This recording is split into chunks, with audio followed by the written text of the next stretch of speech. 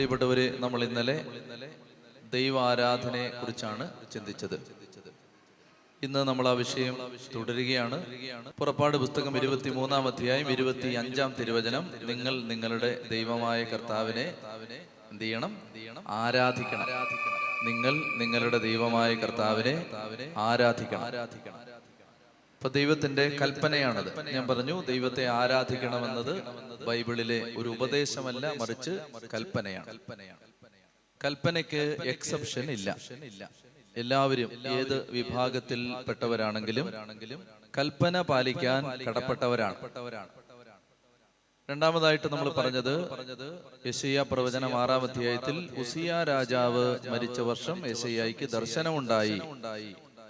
കർത്താവിന്റെ പരിശുദ്ധിയുടെ സിംഹാസനത്തെ യെശയ്യാ ദർശിച്ചു.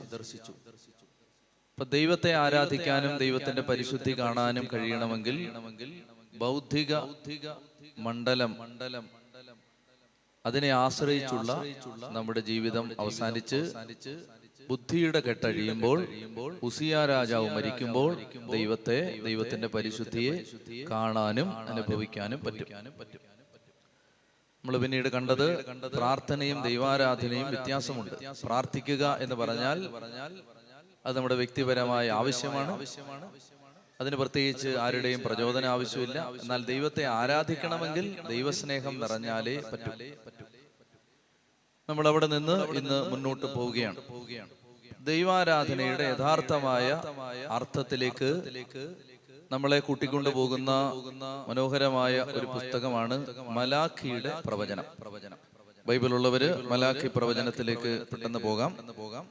പുതിയ നിയമം എടുത്താൽ അവിടുന്ന് പുറകോട്ട് പോകുന്നതാണ് എളുപ്പം. മലാഖിയുടെ പുസ്തകം പുതിയ നിയമം എടുത്തിട്ട് അവിടുന്ന് പുറകോട്ട് 1-2 പേജ് മറിച്ചാൽ മലാഖി കിട്ടും. മലാഖി പ്രവചനം 1-ാം അധ്യായം 6 മുതലുള്ള തിരുവചനം ശ്രദ്ധയോടെ കേൾക്കുക. മലാഖി 1-ാം അധ്യായം 6 മുതലുള്ള തിരുവചനം. പുത്രൻ പിതാവിനെയും ദാസൻ യജമാനനെയും ബഹുമാനിക്കുന്നു. എന്റെ നാമത്തെ നിന്ദിക്കുന്ന പുരോഹിതന്മാരെ, സൈന്യങ്ങളുടെ കർത്താവായ ഞാൻ നിങ്ങളോട് ചോദിക്കുന്നു, ഞാൻ പിതാവാണെങ്കിൽ എനിക്കുള്ള ബഹുമാനം എവിടെ? ഞാൻ യജമാനനാണെങ്കിൽ എന്നോടുള്ള ഭയം എവിടെ? ഇപ്പൊ ദൈവം ചോദിക്കുകയാണ്, പുത്രൻ പിതാവിനെയും ദാസൻ യജമാനനെയും ബഹുമാനിക്കുന്നു. എന്റെ നാമത്തെ നിന്ദിക്കുന്ന പുരോഹിതന്മാരെ, ഞാൻ നിങ്ങളോട് ചോദിക്കുകയാണ്, സൈന്യങ്ങളുടെ കർത്താവായ ഞാൻ നിങ്ങളോട് ചോദിക്കുന്നു, ഞാൻ പിതാവാണെങ്കിൽ എനിക്കുള്ള ബഹുമാനം എവിടെ? ഞാൻ യജമാനനാണെങ്കിൽ എന്നോടുള്ള ഭയം എവിടെ? 2 വാക്കുകൾ ശ്രദ്ധിക്കുക. 1 ബഹുമാനം, 2 ഭയം. ദൈവത്തെ ബഹുമാനിക്കണം, ദൈവത്തെ ഭയപ്പെടണം. ദൈവാരാധനയുടെ 2 അടിസ്ഥാന മനോഭാവങ്ങളാണിത്. 1, ദൈവത്തോട് ബഹുമാനം വേണം, ദൈവത്തോട് ഭയം വേണം. ദൈവ ഭയവും വേണം, ദൈവത്തോട് ബഹുമാനവും വേണം. അപ്പൊ ദൈവം ചോദിക്കുകയാണ്, ഒരു പുത്രൻ പിതാവിനെ ബഹുമാനിക്കുന്നുണ്ട്, ദാസൻ യജമാനനെ ബഹുമാനിക്കുന്നുണ്ട്. എന്റെ നാമത്തെ നിന്ദിക്കുന്നവരെ, എനിക്ക് നിങ്ങളോട് ചോദിക്കാനുള്ളത്, ഞാൻ പിതാവാണെങ്കിൽ എന്നോടുള്ള ബഹുമാനം എവിടെ? ഞാൻ യജമാനനാണെങ്കിൽ എന്നോടുള്ള ഭയം എവിടെ? പ്രിയപ്പെട്ടവരെ, ഏറ്റവും ലാഘവ ബുദ്ധിയോടെ നാം പെരുമാറുന്ന സ്ഥലങ്ങളിൽ ഒന്നാണ് ദേവാലയം. എനിക്ക് പലപ്പോഴും അത്ഭുതം തോന്നുന്ന ഒരു കാര്യം, നമ്മൾ ബഹുമാനപ്പെട്ട മുഖ്യമന്ത്രിയെ കാണാൻ ഒരു അപ്പോയിന്റ്മെന്റ് എടുത്ത് അദ്ദേഹത്തിന്റെ മുറിയിൽ, അദ്ദേഹത്തിന്റെ കസേരയ്ക്കെതിരെയുള്ള ഒരു കസേരയിൽ അഭിമുഖമായിരിക്കുമ്പോൾ നമുക്ക് ഫോൺ വന്നാൽ നമ്മൾ എടുക്കുമോ? എടുക്കില്ല. നമ്മളൊരു DGPയുടെ മുമ്പിൽ ഇരുന്നാലും, പോട്ടെ ഒരു SP-യുടെ മുമ്പിൽ ഇരുന്നാലും, നമ്മളൊരു 5 മിനിറ്റ് ഇപ്പൊ ഫോണിൽ സംസാരിച്ചിട്ട് വരാം എന്ന് പറഞ്ഞ് എടുക്കില്ല. നമ്മൾ ആ ഫോൺ കണ്ടില്ലെന്ന് നടിക്കും, അല്ലെങ്കിൽ അത് സൈലന്റ് ആക്കും. പ്രിയപ്പെട്ടവരെ, നമുക്ക് മനുഷ്യരെ ഭയമുണ്ട്, ദൈവത്തെ ഭയമില്ല.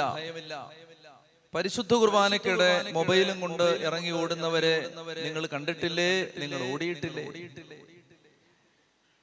ദൈവത്തോട് ഭയമില്ല എന്ന് പറഞ്ഞാൽ ദൈവം ഏറ്റവും വിലയില്ലാത്ത ആളാണ് എന്ന് നമ്മുടെ അബോധത്തിലുള്ള ധാരണ കൊണ്ടാണ് ദൈവത്തോട് ഈ ബഹുമാനമില്ലായ്മ, ഭയമില്ലായ്മ നമ്മൾ പ്രകടിപ്പിക്കുന്നത് ദൈവത്തോടുള്ള ആദരവ് നഷ്ടപ്പെട്ട് പോയി. ഞാനൊരിക്കല് പള്ളിയിൽ ഇങ്ങനെ ഒരു കാഴ്ച കണ്ടു. ഒരു കസേര വലിച്ചിട്ട് അതിൽ ചാരിയിരുന്നിട്ട് വേറൊരു കസേര എടുത്ത് കാല് നീട്ടിയിട്ടിട്ട് ഒരു ചേച്ചി മൊബൈലിൽ ആരോടോ കുറെ നേരമായി സന്തോഷത്തോടെ സംസാരിച്ചുകൊണ്ടിരിക്കുന്നു. നമ്മൾ ജനിച്ചു വളർന്ന നാട്ടിൽ ശ്രദ്ധിക്കണം, നമ്മൾ ജനിച്ചു വളർന്ന ഈ നാട്ടിൽ നമ്മൾ ആരുടെയും ഒരാളുടെ പാദം ഒരാൾക്ക് നേരെ ഉയർത്തിപ്പിടിക്കുന്നത് അനാദരവിന്റെ സൂചനയാണ്. ഈ കൾച്ചറിൽ അതുണ്ട്. എന്നാ ദേവാലയത്തിനകത്ത് ഞാൻ ആ സഹോദരിയെ കുറ്റപ്പെടുത്തുകയല്ല, മറിച്ച് ഇതൊരു മനോഭാവമായി നമ്മൾ അറിയാതെ എന്ന് പറഞ്ഞാൽ പള്ളിക്കകത്ത് പരിശുദ്ധ കുർബാന സക്രാരിയിൽ ഈശോ എഴുന്നള്ളിയിരിക്കുന്നിടത്ത് പോലും കാല് നീട്ടി കർത്താവിന് നേരെ ഇങ്ങനെ കാല് നീട്ടി വെച്ച് മൊബൈലിൽ സംസാരിക്കുന്നതിന് ഭയമില്ലാത്ത തരത്തിൽ നമ്മുടെ മതബോധം ലാഘവ ബുദ്ധിയുള്ളതായി മാറി. അവർക്ക് പറഞ്ഞേ ഹല്ലേലൂയാ. അപ്പൊ ദൈവം പറയുകയാണ്, എന്റെ നാമത്തെ നിന്ദിക്കുന്നവരെ എനിക്ക് ചോദിക്കാനുണ്ട്, ഞാൻ പിതാവാണെങ്കിൽ എന്നോടുള്ള ബഹുമാനം എവിടെ? ഞാൻ യജമാനനാണെങ്കിൽ എന്നോടുള്ള ഭയം എവിടെ? ഇന്ന് ദൈവാരാധന ഉദാസീനമായി പോകുന്നതിന്റെ ഏറ്റവും പ്രധാനപ്പെട്ട കാരണങ്ങളിൽ ഒന്ന് ദൈവത്തോട് ഭയമില്ലാത്ത ഒരു തലമുറ വളർന്നു വരുന്നു. ദൈവത്തെ ഭയമില്ല, ദൈവത്തോട് ബഹുമാനമില്ല, ആദരവില്ല. പ്രിയപ്പെട്ടവരെ, ഇപ്പൊ മലാഖിയിലൂടെ പരിശുദ്ധാത്മാവ് ചോദിക്കുകയാണ്, ഞാൻ പിതാവാണെങ്കിൽ എന്റെ നാമത്തെ നിന്ദിക്കുന്ന പുരോഹിതന്മാരെ, സൈന്യങ്ങളുടെ കർത്താവായി ഞാൻ ചോദിക്കുന്നു, നിങ്ങൾ എന്നെ പിതാവായിട്ടാണ് കാണുന്നതെങ്കിൽ എന്നോടുള്ള ബഹുമാനം എവിടെ? നിങ്ങൾ എന്നെ യജമാനനായിട്ടാണ് കാണുന്നതെങ്കിൽ എന്നോടുള്ള ഭയം എവിടെ? നമുക്ക് നമ്മുടെ ജീവിതത്തിൽ മാറ്റിവെക്കാവുന്ന ഏറ്റവും പ്രധാനപ്പെട്ട അല്ലെങ്കിൽ ഏറ്റവും മാറ്റിവെക്കാൻ എളുപ്പമുള്ള കാര്യം പ്രാർത്ഥനയായി മാറിയില്ലേ? നമുക്ക് ഏതെങ്കിലും കാര്യത്തിൽ ഒരു ഒത്തുതീർപ്പ് വരുത്താമെങ്കിൽ അത് പ്രാർത്ഥനയായി മാറിയില്ലേ? അപ്പൊ ദൈവം ചോദിക്കുകയാണ്, എന്നോടുള്ള ബഹുമാനം എവിടെയാണ്? പ്രിയപ്പെട്ടവരെ, നമ്മൾ കാണിക്കുന്ന പ്രകടനങ്ങൾ നമ്മുടെ ഉള്ളിൽ നിന്ന് വരുന്നതാണ്. അപ്പൊ അതുകൊണ്ട് ദൈവത്തിന്റെ ആത്മാവ് ഈ ആമുഖ നിമിഷങ്ങളിൽ തന്നെ നമ്മളെ തന്നെ വിലയിരുത്താൻ ആവശ്യപ്പെടുന്ന ഒരു മേഖല, ശരിക്കും ദൈവത്തോട് ഭക്തിയും ഭയവും ബഹുമാനവും നമുക്കുണ്ടോ? ലോകത്തെല്ലാ സ്ഥലത്തും നേരത്തെ പോകാൻ അറിയാവുന്നവർ ദേവാലയത്തിൽ താമസിച്ചു വരുന്നതിന്റെ അർത്ഥം എന്താണ്? ഒരു കല്യാണത്തിന് നമ്മൾ താമസിച്ചു പോകുമോ? ഒരു ഇന്റർവ്യൂവിന് നമ്മൾ താമസിച്ചു പോകുമോ? ഒരു അഡ്മിഷൻ എടുക്കാൻ നമ്മൾ താമസിക്കുമോ? ഒരു സർജറിക്ക് നിങ്ങൾ താമസിക്കുമോ? ഒരു ഡോക്ടറിന്റെ അപ്പോയിന്റ്മെന്റിന് നിങ്ങൾ താമസിക്കുമോ? മക്കൾക്ക് അഡ്മിഷൻ തരുന്ന സ്കൂളിന്റെ പ്രിൻസിപ്പലിനെ കാണാൻ നിങ്ങൾ താമസിക്കുമോ? പള്ളിയിലല്ലേ താമസിക്കൂ? ദൈവം ചോദിക്കുകയാണ്, എന്റെ നാമത്തെ നിന്ദിക്കുന്നവരെ, എന്നോടുള്ള ഭയം എവിടെ? എന്നോടുള്ള ബഹുമാനം എവിടെ? അപ്പോൾ ദൈവാരാധനയുടെ അടിസ്ഥാനപരമായ പ്രശ്നങ്ങളിൽ ഒന്നാണ്, ഹൃദയത്തിനകത്ത് ദൈവത്തോട് ബഹുമാനമോ ദൈവത്തോട് ഭയമോ ഇല്ലെങ്കിൽ ദൈവാരാധന സംഭവിക്കില്ല. ചൊല്ലി പറഞ്ഞേ ഹല്ലേലൂയാ. ചൊല്ലി പറഞ്ഞേ ഹല്ലേലൂയാ. ഇനി രണ്ട് കരങ്ങളെ സ്വർഗത്തിലേക്ക് ഉയർത്തി ഹൃദയം തുറന്നൊന്ന് കർത്താവിനെ സ്തുതിച്ച് ഹല്ലേലൂയാ, ഹല്ലേലൂയാ, ഹല്ലേലൂയാ. എല്ലാവരും പ്രാർത്ഥിച്ചേ, ചൊല്ലി പ്രാർത്ഥിച്ചേ. യേശുവേ നന്ദി, നന്ദി, നന്ദി, നന്ദി, നന്ദി, നന്ദി. യേശുവേ നന്ദി, നന്ദി, നന്ദി, നന്ദി, നന്ദി. ഉച്ചത്തിൽ hallelujah, hallelujah, hallelujah, hallelujah, hallelujah, hallelujah. യേശുവേ ആരാധന, ആരാധന, ആരാധന. ഉച്ചത്തിൽ പറഞ്ഞേ hallelujah, hallelujah, hallelujah, hallelujah, hallelujah. അപ്പൊ കർത്താവ് ചോദിക്കുകയാണ്, എന്നോടുള്ള ഭയം എവിടെ? എന്നോടുള്ള ബഹുമാനം എവിടെ? ഞാൻ വളരെ കൗതുകകരമായ ഒരു വചനഭാഗം നിങ്ങൾക്ക് കാണിച്ചു തരാം. എന്ന് പറഞ്ഞാൽ യഥാർത്ഥത്തിൽ ഉള്ളുകൊണ്ട്, ഉള്ളിന്റെ ഉള്ളിൽ സത്യസന്ധമായി ദൈവത്തെ ആരാധിക്കുന്ന ഒരു വ്യക്തിയും ദൈവത്തെ ആരാധിക്കാത്ത ഒരു വ്യക്തിയും തമ്മിൽ പറയുന്ന കാര്യങ്ങളിൽ സംഭവിക്കുന്ന ഫലം വ്യത്യാസമുള്ളതാണ്. നമുക്ക് യോഹന്നാന്റെ സുവിശേഷം 11-ാം അധ്യായത്തിലേക്ക് പോകാം. യോഹന്നാന്റെ സുവിശേഷം 11-ാം അധ്യായത്തിൽ നമ്മൾ കാണുന്നത്, ലാസർ എന്ന് പറയുന്ന യേശുവിന്റെ സ്നേഹിതൻ മരിക്കുമ്പോൾ കർത്താവ് ആ വീട്ടിലേക്ക് ചെല്ലാൻ താമസിച്ചു. യോഹന്നാന്റെ സുവിശേഷം 11-ാം അധ്യായം 3-ാമത്തെ തിരുവചനം, കർത്താവേ, ഇത് അങ്ങ് സ്നേഹിക്കുന്നവൻ രോഗിയായിരിക്കുന്നു എന്ന് പറയാൻ ആ സഹോദരിമാർ അവന്റെ അടുക്കലേക്ക് ആളയച്ചു. അത് കേട്ടപ്പോൾ എന്ത് കേട്ടപ്പോൾ? നീ സ്നേഹിച്ചിരുന്നവൻ രോഗിയായിരിക്കുന്നു എന്ന് കേട്ടപ്പോൾ യേശു പറഞ്ഞു, ഈ രോഗം മരണത്തിൽ അവസാനിക്കാനുള്ളതല്ല, പ്രത്യുത ദൈവത്തിന്റെ മഹത്വത്തിനും അതുവഴി ദൈവപുത്രൻ മഹത്വം പ്രാപിക്കുന്നതിനും വേണ്ടിയുള്ളതാണ്. 5, യേശു മാർത്തയെയും അവരുടെ സഹോദരിയെയും ലാസറിനെയും സ്നേഹിച്ചിരുന്നു എങ്കിലും അവൻ രോഗിയായി എന്ന് കേട്ടിട്ടും യേശു താൻ താമസിച്ചിരുന്ന സ്ഥലത്ത് തന്നെ 2 ദിവസം കൂടി ചെലവഴിച്ചു. അനന്തരം അവൻ ശിഷ്യന്മാരോട് പറഞ്ഞു, നമുക്ക് വീണ്ടും യൂദയായിലേക്ക് പോകാം. ശ്രദ്ധിക്കുക, മാർത്ത, മറിയം, ലാസർ, ഇത്രയും പേര് താമസിച്ചിരുന്ന ആ വീട് കർത്താവായ യേശുവിന് ബാല്യകാലം മുതലേ അറിയാവുന്ന വീടാണ് എന്നാണ് ബൈബിൾ പഠിച്ചവർ പറയുന്നത്. കാരണം ഈ ബഥാനിയ എന്ന് പറയുന്ന സ്ഥലം ജെറുസലേമിൽ നിന്ന് വളരെ അടുത്തുള്ള ഒരു ഗ്രാമമാണ്. ജെറുസലേമിലേക്ക് എല്ലാ വർഷവും തിരുനാളിന് പോകുമ്പോൾ യൗസേപ്പ് പിതാവും പരിശുദ്ധ കന്യകാമാതാവും ഈശോ മിശിഹായും രാത്രി ചെലവഴിക്കുന്ന വീടാണ് ബഥാനിയയിലെ മാർത്തയുടെയും മറിയത്തിന്റെയും ലാസറിന്റെയും വീട്. ഇവർക്ക് ഏതാണ്ട് ഈശോയുടെ പ്രായമാണ്. അങ്ങനെയാണെങ്കിൽ ഈശോ ഓരോ വർഷവും ദേവാലയത്തിൽ പോകുമ്പോൾ, ജെറുസലേം ദേവാലയത്തിലേക്ക് പോകുമ്പോൾ, ഈശോ മിശിഹാ വീട്ടിൽ താമസിക്കുമ്പോൾ ചെറിയ കുട്ടികളായിരുന്ന കാലം മുതൽ പരസ്പരം അറിയാവുന്നവരാണ് മാർത്തയും മറിയവും ലാസറും ഈശോയും. ഒരു സുഹൃത്തുക്കളാണ്. മാത്രമല്ല മറ്റൊരു ശ്രദ്ധിക്കേണ്ട നിരീക്ഷണം, ഈശോ മിശിഹാ ദേവാലയത്തിൽ ചെന്ന് കച്ചവടക്കാരെ പുറത്താക്കിയതിന് ശേഷം അതിന്റെ അവസാന ഭാഗത്ത് നമ്മൾ ഇങ്ങനെയാണ് വായിക്കുന്നത്: ഓശാന തിരുനാളിൽ കർത്താവ് ജെറുസലേം നഗരത്തിലേക്ക് പ്രവേശിച്ച് ജെറുസലേം ദേവാലയത്തിലേക്ക് ചെന്ന് കച്ചവടക്കാരെ എല്ലാം പുറത്താക്കിയതിന് ശേഷം ഈശോ മിശിഹായെ കൊല്ലാൻ വേണ്ടി യഹൂദന്മാര് ആലോചിക്കുമ്പോൾ പെട്ടെന്ന് അവരുടെ ഇടയിൽ നിന്ന് രക്ഷപ്പെട്ട് കർത്താവ് പോകുന്ന സ്ഥലം ബഥാനിയ ആണ്. എന്ന് പറഞ്ഞാൽ ഈശോ ആ രാത്രി, ഓശാന തിരുനാളിന്റെ അന്ന് രാത്രി ചെലവഴിച്ചത് ബഥാനിയയിലെ ലാസറിന്റെയും മർത്തയുടെയും മറിയത്തിന്റെയും വീട്ടിലാണ്. എന്ന് പറഞ്ഞാൽ ഈശോയ്ക്ക് ഒരു സങ്കടം വരുമ്പോ, ഒരു പ്രയാസം വരുമ്പോ പെട്ടെന്ന് കയറി ചെല്ലാവുന്ന ഒരു വീടായിരുന്നു മാർത്തയുടെയും മറിയത്തിന്റെയും വീട്. അത് സാധാരണ മറ്റൊരു വീട് പോലെ ഈശോയ്ക്ക് പരിചയമുള്ള ഒരു വീട് മാത്രമല്ല, അതീവ ഗാഠമായ ഒരു ബന്ധമുള്ള വീടാണ്. ശ്രദ്ധിക്കുക. അപ്പൊ ഈ വീട്ടിലാണ് ഒരു ആപത്ത് നടന്നത്. അപ്പൊ നമുക്കൊരു അടുപ്പമുള്ള വീട്ടിൽ, സ്വാഭാവികമായ ഒരു അടുപ്പവും ആഴവും ബന്ധമുള്ള വീട്ടിൽ ഒരു സങ്കടം നടന്നാൽ സാധാരണ പരിചയമുള്ള അടുപ്പമുള്ളവരെല്ലാം പോവും. ഇപ്പൊ ഇവിടെ പറയുകയാണ്, ഈശോ അവരെ ഒരുപാട് സ്നേഹിച്ചിരുന്നു എങ്കിലും പോയില്ല. അതാണ് ശ്രദ്ധിക്കേണ്ടത്. ഈശോ സ്നേഹിച്ചിരുന്നു എങ്കിലും പോയില്ല. അപ്പൊ ഒരുപാട് സ്നേഹിച്ചാൽ ചിലപ്പോ നമ്മൾ വിചാരിക്കുന്ന നേരത്ത് ഈശോ വരില്ല. കേട്ടോണം. ഒത്തിരി സ്നേഹമുള്ളിടത്താണ് ചിലപ്പോ വരാതിരിക്കുന്നത്.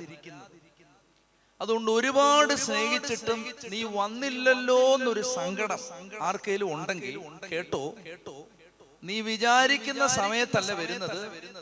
അവൻ അറിയാം എപ്പോഴാ വരേണ്ടതെന്ന്. അപ്പോൾ അവൻ നേരത്തെ വന്നാൽ നിന്റെ വീട്ടിൽ ഉണ്ടാകുമായിരുന്നതിനേക്കാൾ സന്തോഷം പിന്നീട് ഉണ്ടാവാനാണ് ഇപ്പൊ വരാത്തത്. കിട്ടിയോ? ഒന്നുകൂടെ പറയാം. അതായത് ശ്രദ്ധിച്ചിരിക്കുക, നമ്മള് നല്ല സ്നേഹമുള്ളവരുടെ വീട്ടിൽ ഈശോ മിശിഹാ ചിലപ്പം വൈകിയേ വരൂ. അതിന്റെ കാരണം, നീ വിചാരിക്കുന്ന നേരത്ത് വന്നാൽ നിനക്കുണ്ടാകാൻ പോകുന്ന സന്തോഷത്തെക്കാൾ കൂടുതൽ സന്തോഷം അവൻ വരേണ്ട സമയത്ത് വന്നാൽ ഉണ്ടാവാനാണ് നീ വിചാരിക്കുന്ന നേരത്ത് ഈശോ മിശിഹാ വരാത്തത്. ഒക്കെ പറഞ്ഞേ ഹല്ലേലൂയാ, ഹല്ലേലൂയാ. അപ്പൊ അതുകൊണ്ട് വന്നില്ലല്ലോ എന്നോർത്ത് വിഷമിക്കുകയും ചെയ്യരുത്. വരും. നമ്മൾ വിചാരിക്കുന്ന നേരത്ത് ചിലപ്പോ വരണമെന്നില്ല. വിചാരിക്കുന്ന നേരത്ത് വരാത്തോണ്ട് ഒരുപാട് നല്ല കാര്യങ്ങൾ സംഭവിക്കും. ഞാൻ ഏറ്റവും ക്ലാസിക്കലായ ഉദാഹരണം പറയാം. എല്ലാവർക്കും അറിയാവുന്ന ഉദാഹരണം, 19 കൊല്ലം ഒരമ്മ തന്റെ മകന്റെ മാനസാന്തരത്തിന് വേണ്ടി പ്രാർത്ഥിച്ചു. അമ്മയുടെ പേര് എല്ലാവർക്കും അറിയാം. അമ്മയുടെ പേരാണ് മോനിക്ക. അപ്പൊ 19 കൊല്ലം മകന് വേണ്ടി പ്രാർത്ഥിച്ചിട്ട് ഏതാണ്ട് 36-ാമത്തെ വയസ്സിലാണ് അവിഹിത ബന്ധത്തിൽ ഒരു കുഞ്ഞു ഉണ്ടായി.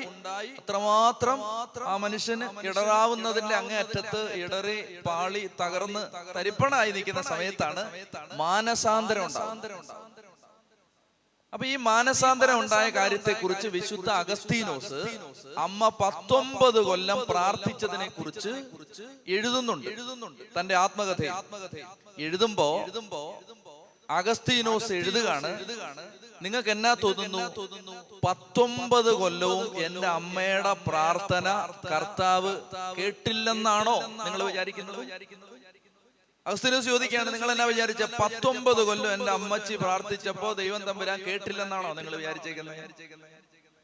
എന്റെ അമ്മ ആദ്യത്തെ ദിവസം എന്റെ മോൻ അഗസ്റ്റിൻ ആഥൻസിലൂടെ ഒരു ആഭാസനായി നടക്കുന്ന എന്റെ മകൻ അഗസ്റ്റിൻ തമ്പുരാനെ മാനസാന്തരപ്പെടണേ, അവന് മാറ്റം വരണേ എന്ന് എന്റെ അമ്മ ചോര കണ്ണുനീരായിട്ടൊഴുക്കി പ്രാർത്ഥിച്ച ആദ്യത്തെ മിനിറ്റിൽ തന്നെ എന്റെ അമ്മയുടെ പ്രാർത്ഥന സ്വർഗം കേട്ടതാണ്. അഗസ്റ്റിന്റെ മാനസാന്തരം സ്വർഗം കുറിച്ചതാണ്. പക്ഷേ ഇത് നടപ്പിൽ വരുത്താൻ 19 കൊല്ലം സ്വർഗം ഒരു ടൈം അനുവദിച്ചു എന്ന് പറഞ്ഞാൽ ഒരു കാര്യം അനുവദിച്ചിട്ടുണ്ട്. ഇനി അതങ്ങോട്ട് ഇഫക്റ്റീവ് ആവാൻ ഇത്രയും കാലം എടുക്കും എന്ന് പറഞ്ഞ് ഒരു 19 കൊല്ലത്തെ ഗ്യാപ്പ് ഇട്ടു. കേൾക്കണേ, പറഞ്ഞരുത്. അതായത് 19 കൊല്ലം കഴിഞ്ഞേ ഇതിന് മറുപടി തരൂ. കേട്ടിട്ടുണ്ട്, ഇതങ്ങോട്ട് സ്വീകരിച്ചു, മകൻ മാനസാന്തരപ്പെടും, അതും എഴുതി വെച്ചു, ഒപ്പിട്ടൊക്കെ വെച്ചിരിക്കുകയാണ്. പക്ഷെ ഇതങ്ങോട്ട് തരുന്നത് 19 കൊല്ലം കഴിഞ്ഞേ തരൂ. വിശുദ്ധ അഗസ്തീനോസ് ഇങ്ങനെ എഴുതുകയാണ്, നിങ്ങൾ എന്താണ് കരുതിയത്? എന്റെ അമ്മയുടെ പ്രാർത്ഥന ദൈവം കേട്ടില്ലെന്നാണോ നിങ്ങൾ വിചാരിച്ചത്? കേട്ടു. അഗസ്റ്റിന്റെ മാനസാന്തരം സ്വർഗം രേഖപ്പെടുത്തി. എന്നാൽ 19 കൊല്ലം അതിന് കാലതാമസം ദൈവം വരുത്തി. കാരണം എന്റെ അമ്മ പ്രാർത്ഥിച്ച ആദ്യത്തെ മിനിറ്റിൽ തന്നെ അഗസ്റ്റിൻ മാനസാന്തരപ്പെട്ടിരുന്നെങ്കിൽ കത്തോലിക്ക സഭയിൽ ഒരു വിശുദ്ധ അഗസ്തീനോസ് മാത്രമേ ഉണ്ടാകുമായിരുന്നുള്ളൂ, വിശുദ്ധ മോനിക്ക ഉണ്ടാവത്തില്ലായിരുന്നു. അവരൊക്കെ പറഞ്ഞേ ഹല്ലേലൂയ. ഈ 19 കൊല്ലം അഗസ്റ്റിനെ മാത്രമല്ല മാറ്റിയത്, മോനിക്കയെ മാറ്റി.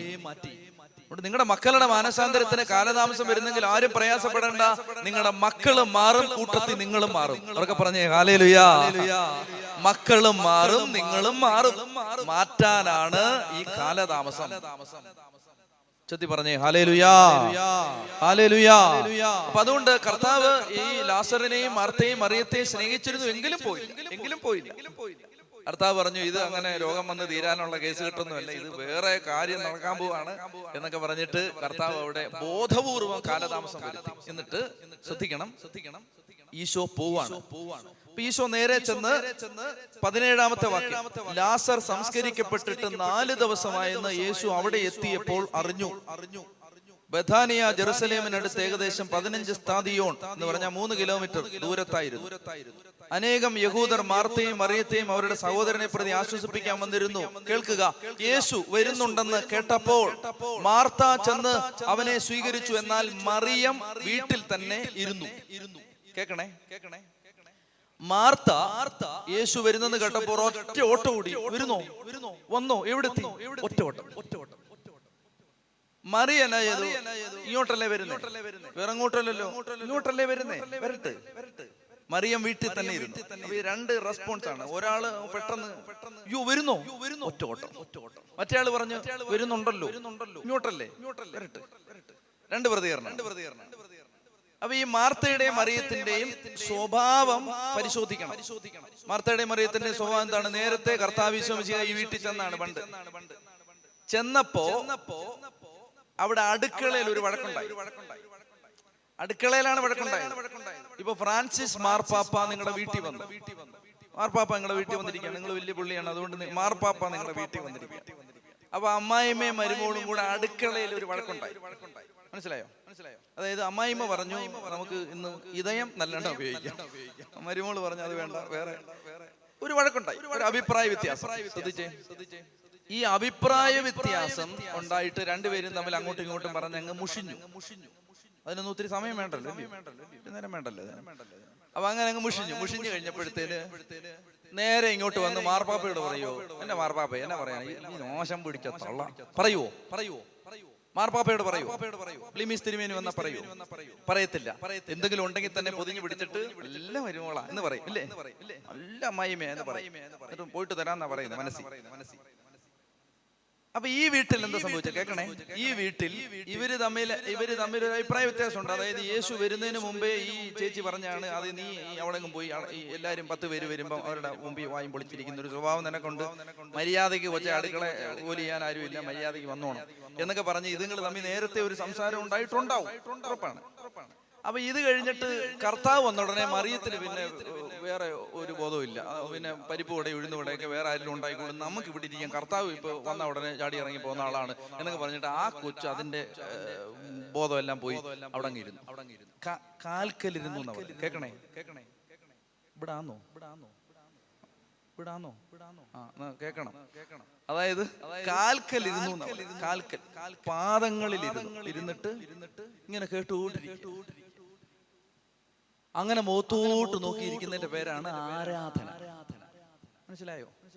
ഇങ്ങനെ കൂന്ന മാത്രല്ല, അങ്ങ് ഈ സ്നേഹം അങ്ങോട്ടങ്ങ് നിറഞ്ഞിട്ട് അങ്ങനെ നോക്കിയങ്ങിരുന്നു. അങ്ങനെ അങ്ങ് ഇരുന്നപ്പം അവിടെ ഒരുത്തി ഇങ്ങനെ ചവിട്ട് നാടകം കളിക്കാനുള്ള എല്ലാ ഒരുക്കങ്ങളും നടത്തിക്കൊണ്ടിരിക്കുക. അപ്പൊ അവക്കാണെങ്കിൽ അങ്ങ് ദേഷ്യം വന്നിട്ട് ഇതിനോട് ഞാനൊരു 400 തവണ പറഞ്ഞാണ് ഇങ്ങനെ പോയിരിക്കരുത്. അപ്പൊ കർത്താവിനോട് നല്ല അടുപ്പമുള്ളതുകൊണ്ടാണ് പോയി ഓടി ചെന്നിട്ട് പറയുന്നത്, കർത്താവേ ഈ ഇരിക്കുന്ന കണ്ടില്ലയോ, അവിടെ ഒരുപാട് ജോലി കിടക്കുന്നു, അതിനോട് വന്നൊന്ന് സഹായിക്കാൻ പറ എന്ന് പറയണമെങ്കിൽ കർത്താവിനോട് നല്ല സ്വാതന്ത്ര്യമുള്ള വീടായത്. ഗസ്റ്റ് ഒന്നുമല്ല, ആ വീട്ടിലെ കർത്താവിന് നല്ല സ്വാതന്ത്ര്യമാണ്. വീട്ടിൽ കർത്താവ് എപ്പോ വേണേലും വരികയും പോവുകയും ചെയ്യുന്ന ഒരു വീടാണ്. കേൾക്കണം. അപ്പോ മാർത്ത ഇങ്ങനെ കർത്താവ് വരുമ്പോ ഇതുപോലെ എടുത്തു ചാടി എന്തെങ്കിലുമൊക്കെ പറയുകയും വിഷമം പറയുകയൊക്കെ ചെയ്യുന്ന ഒരു സാധാരണ ഭക്തയാണ് മാർത്ത. മറിയത്തിന് എപ്പോഴും ഇങ്ങനെ മുഖത്തോട്ട് നോക്കി കാൽക്കലിരുന്ന് സാഷ്ടാംഗം പ്രണമിച്ചിരുന്ന് മുഖത്ത് നോക്കിയിരുന്ന് അങ്ങനെ ദൈവത്തെ ആരാധിക്കുന്നതാണ് മറിയത്തിന് ഇഷ്ടം. ഇപ്പൊ മാർത്ത ഈശോ മിശിഹ വരുന്നെന്ന് കേട്ട ഉടനെ ഒരൊറ്റ ഓട്ട ഓടി. ഈശോ ഗ്രാമത്തിൽ കയറിയിട്ടില്ല, അപ്പൊ ഗ്രാമാതിർത്തിയിൽ തന്നെ ഇരിക്കുകയാണ് മാർത്ത. യേശു വരുന്നുണ്ടെന്ന് കേട്ടപ്പോൾ മാർത്ത ചെന്ന് അവനെ സ്വീകരിച്ചു. അപ്പൊ യേശു അവിടെ ഗ്രാമത്തിൽ കയറിയിട്ടില്ല, കുറച്ച് കഴിയുമ്പോൾ അവിടെ കാണാം യേശു ഗ്രാമത്തിൽ പ്രവേശിച്ചിട്ടില്ല, ബോർഡറിൽ നിൽക്കുകയാണ്. അപ്പൊ അങ്ങോട്ട് ഓടി ചെന്നിട്ട് കർത്താവിനെ സ്വീകരിച്ചപ്പോ ഒരു സങ്കടം പറഞ്ഞു. എന്നാലും നീ ഇവിടെ ഉണ്ടായിരുന്നെങ്കിൽ എന്റെ ആങ്ങള മരിക്കത്തില്ലായിരുന്നു കേട്ടോ എന്ന് പറഞ്ഞു. എന്നാലും നീ ഇവിടെ ഉണ്ടായിരുന്നില്ലല്ലോ, വന്നില്ലല്ലോ, ഒരു സങ്കടം പറഞ്ഞു. അപ്പൊ കർത്താവ് പറയുകയാണ്, നിന്റെ സഹോദരൻ ഉയർത്തെഴുന്നേക്കും, എന്റെ കൂടെ വരണം, പോരുത് ഇടയ്ക്ക്, കന്നാലി കഴിക്കാനൊന്നും പോരുത് ഇടയ്ക്ക്, ഇങ്ങോട്ട് വരണം. അപ്പൊ കർത്താവ് പറഞ്ഞു, നിന്റെ സഹോദരൻ മരിക്കത്തില്ല, അവൻ ഉയർത്തെഴുന്നേക്കും. മാർത്ത പറഞ്ഞു, ഉയർത്തെഴുന്നേക്കുമെന്ന് എനിക്കറിയാം, അന്ത്യദിനത്തിൽ ഉയർത്തെഴുന്നേക്കും, അതെനിക്കറിയാം. ഇപ്പൊ കർത്താവ് പറഞ്ഞു, ഞാനാണ് പുനരുത്ഥാനവും ജീവനും, എന്നിൽ വിശ്വസിക്കുന്നവൻ മരിച്ചാലും ജീവിക്കും. നീ ഇത് വിശ്വസിക്കുന്നോ? ഞാനാണ് പുനരുത്ഥാനവും ജീവനും എന്ന് നീ വിശ്വസിക്കുന്നോ? പൗല് പറയാണ്, നീ ക്രിസ്തു ആണെന്ന് ഞാൻ വിശ്വസിക്കുന്നു എന്ന് പറഞ്ഞാൽ ഇന്നലെ പറഞ്ഞ പോലെ ചോദ്യം വേറെ, ഉത്തരം വേറെ. മാർത്ത പറയുന്നത് യേശുവിനോ, യേശു പറയുന്നത് മാർത്തയ്ക്കോ മനസ്സിലാവുന്നില്ല. ഇതാണ് പ്രശ്നം. ദൈവത്തെ ആരാധിക്കാത്ത ഒരു വ്യക്തിക്ക് ദൈവത്തിന്റെ ഭാഷ മനസ്സിലാവത്തില്ല. ദൈവത്തെ ആരാധിക്കാത്ത ഒരു വ്യക്തിക്ക് ദൈവത്തിന്റെ ഭാഷ പിടികിട്ടത്തില്ല. എന്ന് പറഞ്ഞാൽ നമ്മള് വേളാങ്കണ്ണി പോകുന്നുണ്ടായിരിക്കും, തീർത്ഥാടന കേന്ദ്രങ്ങളിൽ പോകുന്നുണ്ടായിരിക്കും, അത്യാവശ്യം എന്തെങ്കിലുമൊക്കെ പ്രാർത്ഥന വല്ലതൊക്കെ കൺവെൻഷൻ പോയാൽ വല്ലതൊക്കെ കിട്ടും, എന്നാ പിന്നെ പൊക്കളയാം, അങ്ങനെയൊക്കെ പോകുന്നുണ്ടായിരിക്കും. പക്ഷെ ദൈവത്തെ ആരാധിച്ച് ശീലമില്ലെങ്കിൽ കർത്താവ് പറയുന്ന ലാംഗ്വേജ് പിടികിട്ടത്തില്ല, ദൈവം പറയുന്ന ഭാഷ മനസ്സിലാവത്തില്ല. അങ്ങനെ മാർത്തയ്ക്ക് അത് മനസ്സിലാവുന്നില്ല. എന്നിട്ട് എന്തെല്ലാം പറഞ്ഞിട്ടും കർത്താവ് ഗ്രാമത്തിലോട്ട് കേറുന്നില്ല. മാർത്ത താമസിക്കുന്ന ബഥാനിയയിലേക്ക് കേറുന്നില്ല. 30-ാമത്തെ വാക്യത്തിൽ അങ്ങനെ പറഞ്ഞിട്ടുണ്ട്, യേശു അപ്പോഴും ഗ്രാമത്തിൽ പ്രവേശിച്ചിട്ടില്ലായിരുന്നു, മാർത്ത കണ്ട സ്ഥലത്ത് തന്നെ അവൻ നിൽക്കുകയായിരുന്നു. ഈശോ കയറിയിട്ടില്ല, അവിടെ തന്നെ നിൽക്കുകയാണ്. മാർത്ത ഇതെല്ലാം പറഞ്ഞിട്ട് കർത്താവിന് ഒരു അനക്കമില്ല. അപ്പോ മാർത്തയ്ക്ക് മനസ്സിലായി, ഇനി ഇവിടെ നിന്നിട്ട് കാര്യമില്ല, ഇനി ഇതെല്ലാം പറഞ്ഞിട്ടൊന്നും കാര്യമില്ല, ഒന്നും നടക്കുന്നില്ല. അപ്പൊ മാർത്തയ്ക്ക് പെട്ടെന്ന് പിടികിട്ടി, അവള് പറഞ്ഞാൽ ചിലപ്പോ വരുവായിരിക്കും. കാരണം ഇവര് തമ്മിൽ കുറച്ചുകൂടെ ബന്ധമുണ്ട്. അപ്പൊ അതുകൊണ്ട് അവള് നേരെ ഓടി ചെന്നിട്ട് ഒരു കള്ളം പറഞ്ഞു. മറിയത്തോട് പറഞ്ഞു, ഈശോ അവിടെ നിപ്പുണ്ട്, നീ ചെല്ലാൻ പറഞ്ഞെന്ന് പറഞ്ഞു. അങ്ങനെ നിങ്ങളുടെ ബൈബിളിലുണ്ടോ? എന്റെ ബൈബിളിൽ ഇല്ല, അങ്ങനെ പറഞ്ഞിട്ടില്ല. കർത്താവ് അവളെ വിളിക്കുക പറഞ്ഞിട്ടൊന്നുമില്ല, അങ്ങനൊന്നും കർത്താവ് പറയത്തൊന്നുമില്ല. അപ്പൊ ഇവള് പറയാണ്, നീ കർത്താവ് അവിടെ നിൽക്കുകയാണ്, നീ ചെല്ലാൻ പറഞ്ഞെന്ന്, നീ അങ്ങോട്ട് ചെല്ലാൻ.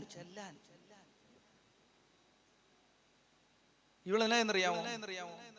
മാർത്ത കർത്താവ് പറഞ്ഞതല്ലേ, പിന്നെ പൊക്കളയാന്ന് വിചാരിച്ചിട്ട് എഴുന്നേറ്റ് അങ്ങോട്ട് ചെന്നു.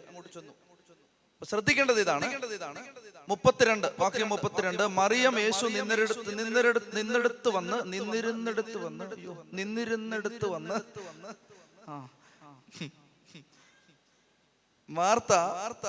മറിയം യേശു നിന്നിരുന്നിടത്ത് വന്ന് അവനെ കണ്ടപ്പോൾ കാൽക്കൽ വീണ് പറഞ്ഞു. അപ്പൊ ഈ മറിയത്തിന്റെ വീക്ക്നെസ് ആണ് ഈ കാല്. മനസ്സിലായോ? അല്ലെ, അത് ഇവിടെ മാത്രമല്ല. നിങ്ങൾ 12-ാം അധ്യായം വായിച്ചു. 12-ാം അധ്യായത്തിൽ മറിയം, 3-ാം വാക്യം, മറിയം വിലയേറിയതും ശുദ്ധവുമായ ഒരു കുപ്പി നാർദീൻ സുഗന്ധതൈലം എടുത്ത് യേശുവിന്റെ പാദങ്ങളിൽ കണ്ടോ. കാലിവിടെ വീക്ക്നെസ്. ഈ ആരാധിക്കുന്നവന്റെ വീക്ക്നെസ് ആണ് കർത്താവിന്റെ കാല്. കാൽച്ചുവട്ടിൽ ഇരിക്കാൻ ഭയങ്കര ഇഷ്ടമാണ്. കാല് വലിയ വീക്ക്നെസ്. അതുകൊണ്ട് നേരെ ചെന്നിട്ട് മോത്തുപോലും നോക്കാതെ അമ്മച്ചി എന്ന് പറഞ്ഞ് വീണു. കാലേ വീണ് കിടന്നിട്ട് കർത്താവിനോട് പറയുകയാണ്, കർത്താവേ, നീ ഇവിടെ ഉണ്ടായിരുന്നെങ്കിൽ എന്റെ സഹോദരൻ മരിക്കുമായിരുന്നു. നിങ്ങൾ ശ്രദ്ധിക്കണമെന്ന് ആഗ്രഹിക്കുന്നത്, മാർത്ത പറഞ്ഞ ഡയലോഗ് മറിയം പറഞ്ഞ ഡയലോഗും തമ്മിൽ വ്യത്യാസമുണ്ടോ? ഇല്ല. മാർത്ത എന്താ പറഞ്ഞേ? 11:20 മാർത്ത യേശുവിനോട് പറഞ്ഞു, കർത്താവേ, നീ ഇവിടെ ഉണ്ടായിരുന്നെങ്കിൽ എന്റെ സഹോദരൻ മരിക്കത്തില്ലായിരുന്നു. മറിയം എന്താ പറഞ്ഞത്? 32 കർത്താവേ, നീ ഇവിടെ ഉണ്ടായിരുന്നെങ്കിൽ എന്റെ സഹോദരൻ രണ്ടുപേരും പറഞ്ഞത് ഒരേ ഡയലോഗ് ആണല്ലോ. മാർത്തയും പറഞ്ഞത് മറിയവും പറഞ്ഞത് ഒരേ ഡയലോഗാണ്. എന്നാൽ യേശുവിന്റെ പ്രതികരണത്തിൽ വ്യത്യാസമുണ്ട്. മാർത്ത പറഞ്ഞപ്പോ അനങ്ങിയില്ല, അവിടെ തന്നെ കുറെ തത്വമൊക്കെ പറഞ്ഞിട്ട് അവിടെ ഈ പോന്നെങ്കിൽ പോട്ടെന്ന് വിചാരിച്ചിട്ട് മനസ്സിലാവാത്ത കുറെ, ഞാൻ പുനരുത്ഥാനവും ജീവനുമാണ്, പക്ഷേ നീ പൊക്കെന്നൊക്കെ പറഞ്ഞിട്ട് എന്താണ്ടൊക്കെ പറഞ്ഞിട്ട് അവളെ വിട്ടു. എന്നാൽ മറിയം വന്നിട്ട് നിങ്ങൾ നോക്കണം, ഈ വ്യത്യാസമാണ്. അത് ദൈവത്തെ ആരാധിക്കുന്നവൻ കർത്താവിന്റെ അടുത്ത് ചെല്ലുമ്പോ വേറൊരുത്തം ചെല്ലുന്നവല്ല, വ്യത്യാസമാണ്. കേട്ടോണേ. കാൽക്കൽ വീണ് പറഞ്ഞു, കർത്താവേ, നീ ഇവിടെ ഉണ്ടായിരുന്നെങ്കിൽ എന്റെ സഹോദരൻ മരിക്കുമായിരുന്നില്ല. അവളും അവളോടുകൂടെ വന്ന് യഹൂദരൻ കരയുന്നത് കണ്ടപ്പോൾ യേശു ആത്മാവിൽ നെടുവേർപ്പെട്ട് അസ്വസ്ഥനായി ചോദിച്ചു, എവിടെയാ അവനെ അടക്കിയിരിക്കുന്നത്? ഈ കരച്ചിൽ കണ്ട് എന്നിട്ട് അടുത്ത വചനം എന്താ? യേശു കണ്ണീർ പൊഴിച്ചു. ഞാൻ ബൈബിളിൽ ആദ്യമായിട്ട് കാണാതെ പഠിച്ച വചനം. എളുപ്പ 11:35 പണ്ട് പഠിച്ചത്. യേശു കണ്ണീർ പൊഴിച്ചു. കേക്കണേ. മാർത്ത പറഞ്ഞപ്പോ അനങ്ങിയിട്ടില്ല. മറിയം പറഞ്ഞപ്പോ ഭർത്താവ് പെണ്ണുങ്ങളിൽ നിന്ന് കരയുന്ന പോലെ കരയുക. എന്റെ പ്രിയപ്പെട്ട സഹോദര സഹോദരി, നമ്മൾ എത്ര മാജിക്ക് കാണിച്ചാലും, എത്ര ടെക്നിക്ക് കാണിച്ചാലും, നമ്മൾ എത്ര തലകുത്തി മറിഞ്ഞാലും, നീ ദൈവത്തെ ആരാധിക്കുന്ന വ്യക്തി അല്ലെങ്കിൽ നീ എത്ര കടന്നലറി കൂവിയാലും കർത്താവിന്റെ പ്രതികരണത്തിൽ ഒരു ചലനവും ഉണ്ടാവും. എന്നാൽ നീ സത്യസന്ധമായി കർത്താവിന്റെ പാദത്തിൽ ഇരിക്കുന്ന ആളാണെങ്കിൽ നീ ഒന്ന് കണ്ണ് നിറഞ്ഞാൽ അവിടെ അപ്പോ ദൈവം അത്ഭുതം പ്രവർത്തിക്കും. ഉറക്കെ പറഞ്ഞേ ഹല്ലേലൂയാ. ചൊല്ലി പറഞ്ഞേ ഹല്ലേലൂയാ. പ്രിയപ്പെട്ട സഹോദര സഹോദരി, അതുകൊണ്ട് ശ്രദ്ധിക്കേണ്ടത്, ദൈവത്തെ ആരാധിക്കുന്ന ഒരു വ്യക്തി, മറിയം പറഞ്ഞു കഴിഞ്ഞപ്പോൾ പിന്നെ പെട്ടെന്നാണ് ആക്ഷൻ, ഉടനെയാണ് നടപടി, പെട്ടെന്നുണ്ടാവും. അപ്പൊ ദൈവത്തെ ആരാധിക്കുന്ന ഒരു വ്യക്തിയുടെ പ്രാർത്ഥനയ്ക്ക് പെട്ടെന്ന് മറുപടി, ദൈവശക്തി പെട്ടെന്ന് ഇറങ്ങും. കർത്താവിന്റെ ആത്മാവ് പെട്ടെന്ന് ആ കുടുംബത്തിലേക്ക്, ആ സമൂഹത്തിലേക്ക് വ്യാപരിക്കും. ദൈവശക്തി ഇറങ്ങും. കർത്താവ് പ്രകടമായ രീതിയിൽ, നിനക്ക് മനസ്സിലാവുന്ന രീതിയിൽ ദൈവത്തിന്റെ അത്ഭുതകരം വെളിപ്പെടും. പ്രിയപ്പെട്ടവരെ, ഞാന് കുറച്ച് നമുക്ക് കുറച്ചുകൂടെ കേറിപ്പോവാം എന്ന് പറഞ്ഞാൽ, നമുക്ക് 2ാം ക്ലാസ്സിൽ നിന്ന് 3ാം ക്ലാസ്സിൽ നിന്നും 10ാം ക്ലാസ്സിലോട്ട് കയറാം. എന്റെ കൂടെ വരണം, ഇരുന്ന് ഉറങ്ങരുത്, എന്റെ കൂടെ വരണം. ഞാൻ ചില ആരാധനയുടെ മർമ്മ ഭാഗങ്ങൾ കാണിച്ചു തരാം ബൈബിളിലെ. അതായത് ദൈവാരാധന എന്ന് പറഞ്ഞാൽ യഥാർത്ഥത്തിൽ എന്താണെന്ന് കർത്താവ് നമുക്കിന്ന് മനസ്സിലാക്കി തരും. അതുകൊണ്ട് ഇത്തിരി പ്രയാസമുള്ള കാര്യങ്ങളാണ്. അതുകൊണ്ട് ഉഴപ്പരുത്, ഉറങ്ങരുത്. എന്റെ കൂടെ വരണം. നമ്മളിപ്പോ ധ്യാനത്തിന്റെ 4ാമത്തെ ദിവസമാണ്. അതുകൊണ്ട് കുറച്ച് ഗൗരവമായ കാര്യങ്ങളിലേക്ക് പോകണം. മർക്കോസിന്റെ സുവിശേഷം 7-ാം അധ്യായം 6ഉം 7ഉം തിരുവചനം. മർക്കോസിന്റെ സുവിശേഷം 7-ാം അധ്യായം 6ഉം 7ഉം തിരുവചനം. മർക്കോസ് 7:6-7 ശ്രദ്ധിക്കുക. ഈ ജനം അധരങ്ങൾ കൊണ്ട് എന്നെ ബഹുമാനിക്കുന്നു, എന്നാൽ അവരുടെ ഹൃദയം എന്നിൽ നിന്ന് വളരെ ദൂരെയാണ്, വ്യർത്ഥമായി അവർ എന്നെ ആരാധിക്കുന്നു. ഇതാണ് പ്രശ്നം. അതായത് ദൈവത്തെ ആരാധിക്കുന്നു എന്ന് നമ്മൾ വിചാരിക്കുമ്പോഴും അത് ദൈവാരാധന ആവുന്നില്ല. വചനം പറയുകയാണ്, ഈ ജനം അധരം കൊണ്ട് മാത്രമേ എന്നെ ബഹുമാനിക്കുന്നുള്ളൂ. എന്റെ കൂടെ വരണേ, എന്റെ കൂടെ വരണം, ശ്രദ്ധിക്കണം. അതായത് വചനം പറയുകയാണ്, ഈ ജനം അധരം കൊണ്ട് മാത്രമേ എന്നെ ബഹുമാനിക്കുന്നുള്ളൂ, അവരുടെ ഹൃദയം എന്നിൽ നിന്ന് വളരെ ദൂരെയാണ്, വ്യർത്ഥമായി അവരെന്നെ ആരാധിക്കുന്നു. They worship me in vain. Empty ആയിട്ട് അവരെന്നെ ആരാധിക്കുന്നു പറഞ്ഞാൽ അവർ ആരാധിക്കുന്നു എന്ന് വിചാരിക്കുന്നു, പക്ഷെ അവരുടെ ആരാധനയല്ല എന്ന് ഈശോ മിശിഹ പറഞ്ഞിരിക്കുകയാണ്. എന്നിട്ട് യോഹന്നാന്റെ സുവിശേഷം 4-ാം അധ്യായത്തിൽ ആദ്യത്തേത് ഇതാണ്, ആരാധനയാണെന്ന് ജനം വിചാരിക്കുന്നു, പക്ഷെ അത് ആരാധനയല്ല. യോഹന്നാന്റെ സുവിശേഷം 4-ാം അധ്യായത്തിൽ എന്നിട്ട് കർത്താവ് അതിന്റെ പോസിറ്റീവ് സൈഡ് പറയുകയാണ്. യോഹന്നാൻ 4:23, എന്നാൽ യഥാർത്ഥ ആരാധകർ ആത്മാവിലും സത്യത്തിലും പിതാവിനെ ആരാധിക്കുന്ന സമയം വരുന്നു, അല്ല അത് ഇപ്പോൾ തന്നെയാണ്. യഥാർത്ഥത്തിൽ അങ്ങനെയുള്ള ആരാധകരെയാണ് പിതാവ് അന്വേഷിക്കുന്നത്. ദൈവം ആത്മാവാണ്, അവിടുത്തെ ആരാധിക്കുന്നവർ ആത്മാവിലും സത്യത്തിലുമാണ് ആരാധിക്കേണ്ടത്. ഞാനൊരു സത്യസന്ധമായ ഒരു നിരീക്ഷണം പറയട്ടെ, 99% ക്രിസ്ത്യാനികൾക്കും ഈ വചനത്തിന്റെ അർത്ഥം മനസ്സിലായിട്ട് പറയുമ്പോ പറയും ആത്മാവിലും സത്യത്തിലുമാണ് ആരാധിക്കേണ്ടത്. പാടുമ്പോ പാടും അല്ലേ, ആത്മാവിലും സത്യം. എന്തോരം ക്രിസ്ത്യാനി പറയുമ്പോ കള്ളം പറയുന്നതിനേക്കാൾ പാടുമ്പോഴാണ് കള്ളം പറയുന്നത് കേട്ടിട്ടുണ്ട് അല്ലേ. നാദാ സമർപ്പിക്കുന്നു അല്ലെ, പൂർണ്ണമായി അർപ്പിക്കുന്നു. എന്നിട്ടാണ് ചെരുപ്പെടുത്തോട്ട് പോയതിന്റെ 4 തലമുറ മുടിഞ്ഞു പോണേന്ന് പറഞ്ഞ് വെളിയിലിറങ്ങി എല്ലാം സമർപ്പിച്ചതാണ്. കൂടുതൽ ചെരുപ്പം ആരെടുത്തോണ്ട് പോയി. ഈ പ്രാർത്ഥന കേട്ട ആരോ നല്ല ചെരുപ്പായിരുന്നു എടുത്തോണ്ട് പോയി. അപ്പൊ ക്രിസ്ത്യാനി കള്ളം പറയുന്നതിനേക്കാൾ കൂടുതൽ കള്ളം പാടുന്ന ആളാണ് ക്രിസ്ത്യാനി. അതുകൊണ്ട് ആത്മാവിലും സത്യത്തിലും ആരാധിക്കാൻ വരുന്നു എന്നൊക്കെ പറഞ്ഞാണ് പാടുന്നത്. കേൾക്കണേ, കർത്താവ് പറയാണ്, യഥാർത്ഥ ആരാധകർ ആത്മാവിലും സത്യത്തിലും പിതാവിനെ ആരാധിക്കുന്ന സമയം വരുന്ന അങ്ങനെയുള്ള ആരാധകരെയാണ് ദൈവം അന്വേഷിക്കുക. പ്രിയപ്പെട്ടവരെ, ഇനി നമ്മൾ തുടർന്നുള്ള സമയത്ത് എന്താണ് ഈ ആത്മാവിലും സത്യത്തിലുമുള്ള ആരാധന? Worshipping the Father in spirit and in truth. ആത്മാവിലും സത്യത്തിലും എന്താണ് ദൈവത്തെ ആരാധിക്കും? ബൈബിളില് ഞാനിങ്ങനെ പരിശോധിച്ചു വന്നപ്പോ ബൈബിളിൽ ആദ്യമായിട്ട് ദൈവത്തെ ആരാധിക്കുന്നു എന്ന് പറഞ്ഞ ഒരു ഭാഗം എഴുതിയിരിക്കുന്നത് ഉൽപ്പത്തി പുസ്തകം 12-ാം അധ്യായത്തിലാണ്. അവിടെ അതിന്റെ ക്ലൂ കിടപ്പുണ്ട്. എന്താണ് യഥാർത്ഥ ആരാധന? ആത്മാവിലും സത്യത്തിലും ദൈവത്തെ ആരാധിക്കുന്നു എന്ന് പറയുന്നതിന്റെ അർത്ഥം നമുക്ക് ബൈബിളിലെ ആരാധനയെ കുറിച്ച് ആദ്യം പറഞ്ഞിട്ടുള്ള 2 വചനഭാഗങ്ങൾ എടുക്കാം. അതിനകത്ത് എന്താണ് യഥാർത്ഥ ആരാധന, ആത്മാവിലും സത്യത്തിലുമുള്ള ആരാധന എന്ന് കിടപ്പുണ്ട്. ഉൽപ്പത്തി പുസ്തകം 12-ാം അധ്യായം ബൈബിൾ കൊണ്ടുവന്നിട്ടുണ്ടെങ്കിൽ എടുക്കുക.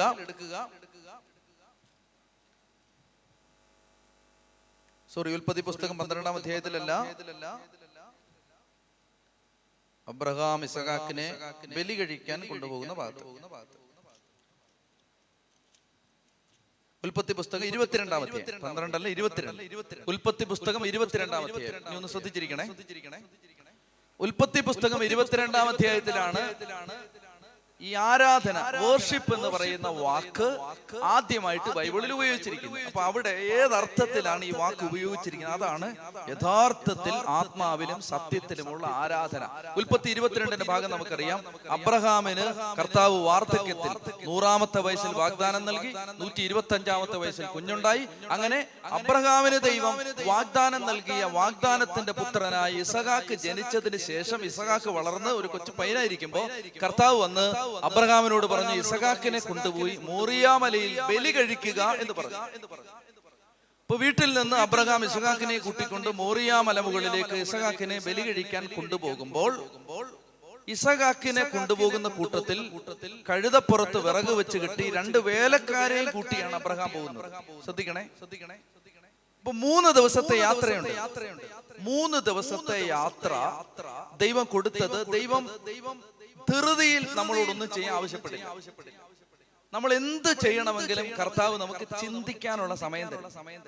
ഈ 3 രാത്രി അബ്രഹാം നല്ലതുപോലെ ചിന്തിച്ചിട്ടുണ്ട്. ഓരോ രാത്രിയിലും മകന്റെ മുഖത്തേക്ക് നിലാവ് അരിച്ചു വീഴുന്ന ഓരോ രാത്രിയിലും പാവപ്പെട്ട ഈ കുഞ്ഞ് കിടന്നുറങ്ങുമ്പോൾ ഒന്നും അറിയാതെ, ഈ നിഷ്കളങ്കനായ കുഞ്ഞ് കിടന്നുറങ്ങുമ്പോൾ, ദൈവമേ, 3-ാം ദിവസം മധ്യാഹ്നത്തിൽ ഈ കുഞ്ഞിന്റെ മേൽ ഞാൻ കത്തിയിറക്കി കൊല്ലേണ്ടതാണല്ലോ എന്ന ഒരു അപ്പന്റെ സങ്കടം ഈ 3 ദിവസങ്ങളിലും അബ്രഹാമിനെ വേട്ടയാടിയിട്ടുണ്ട്.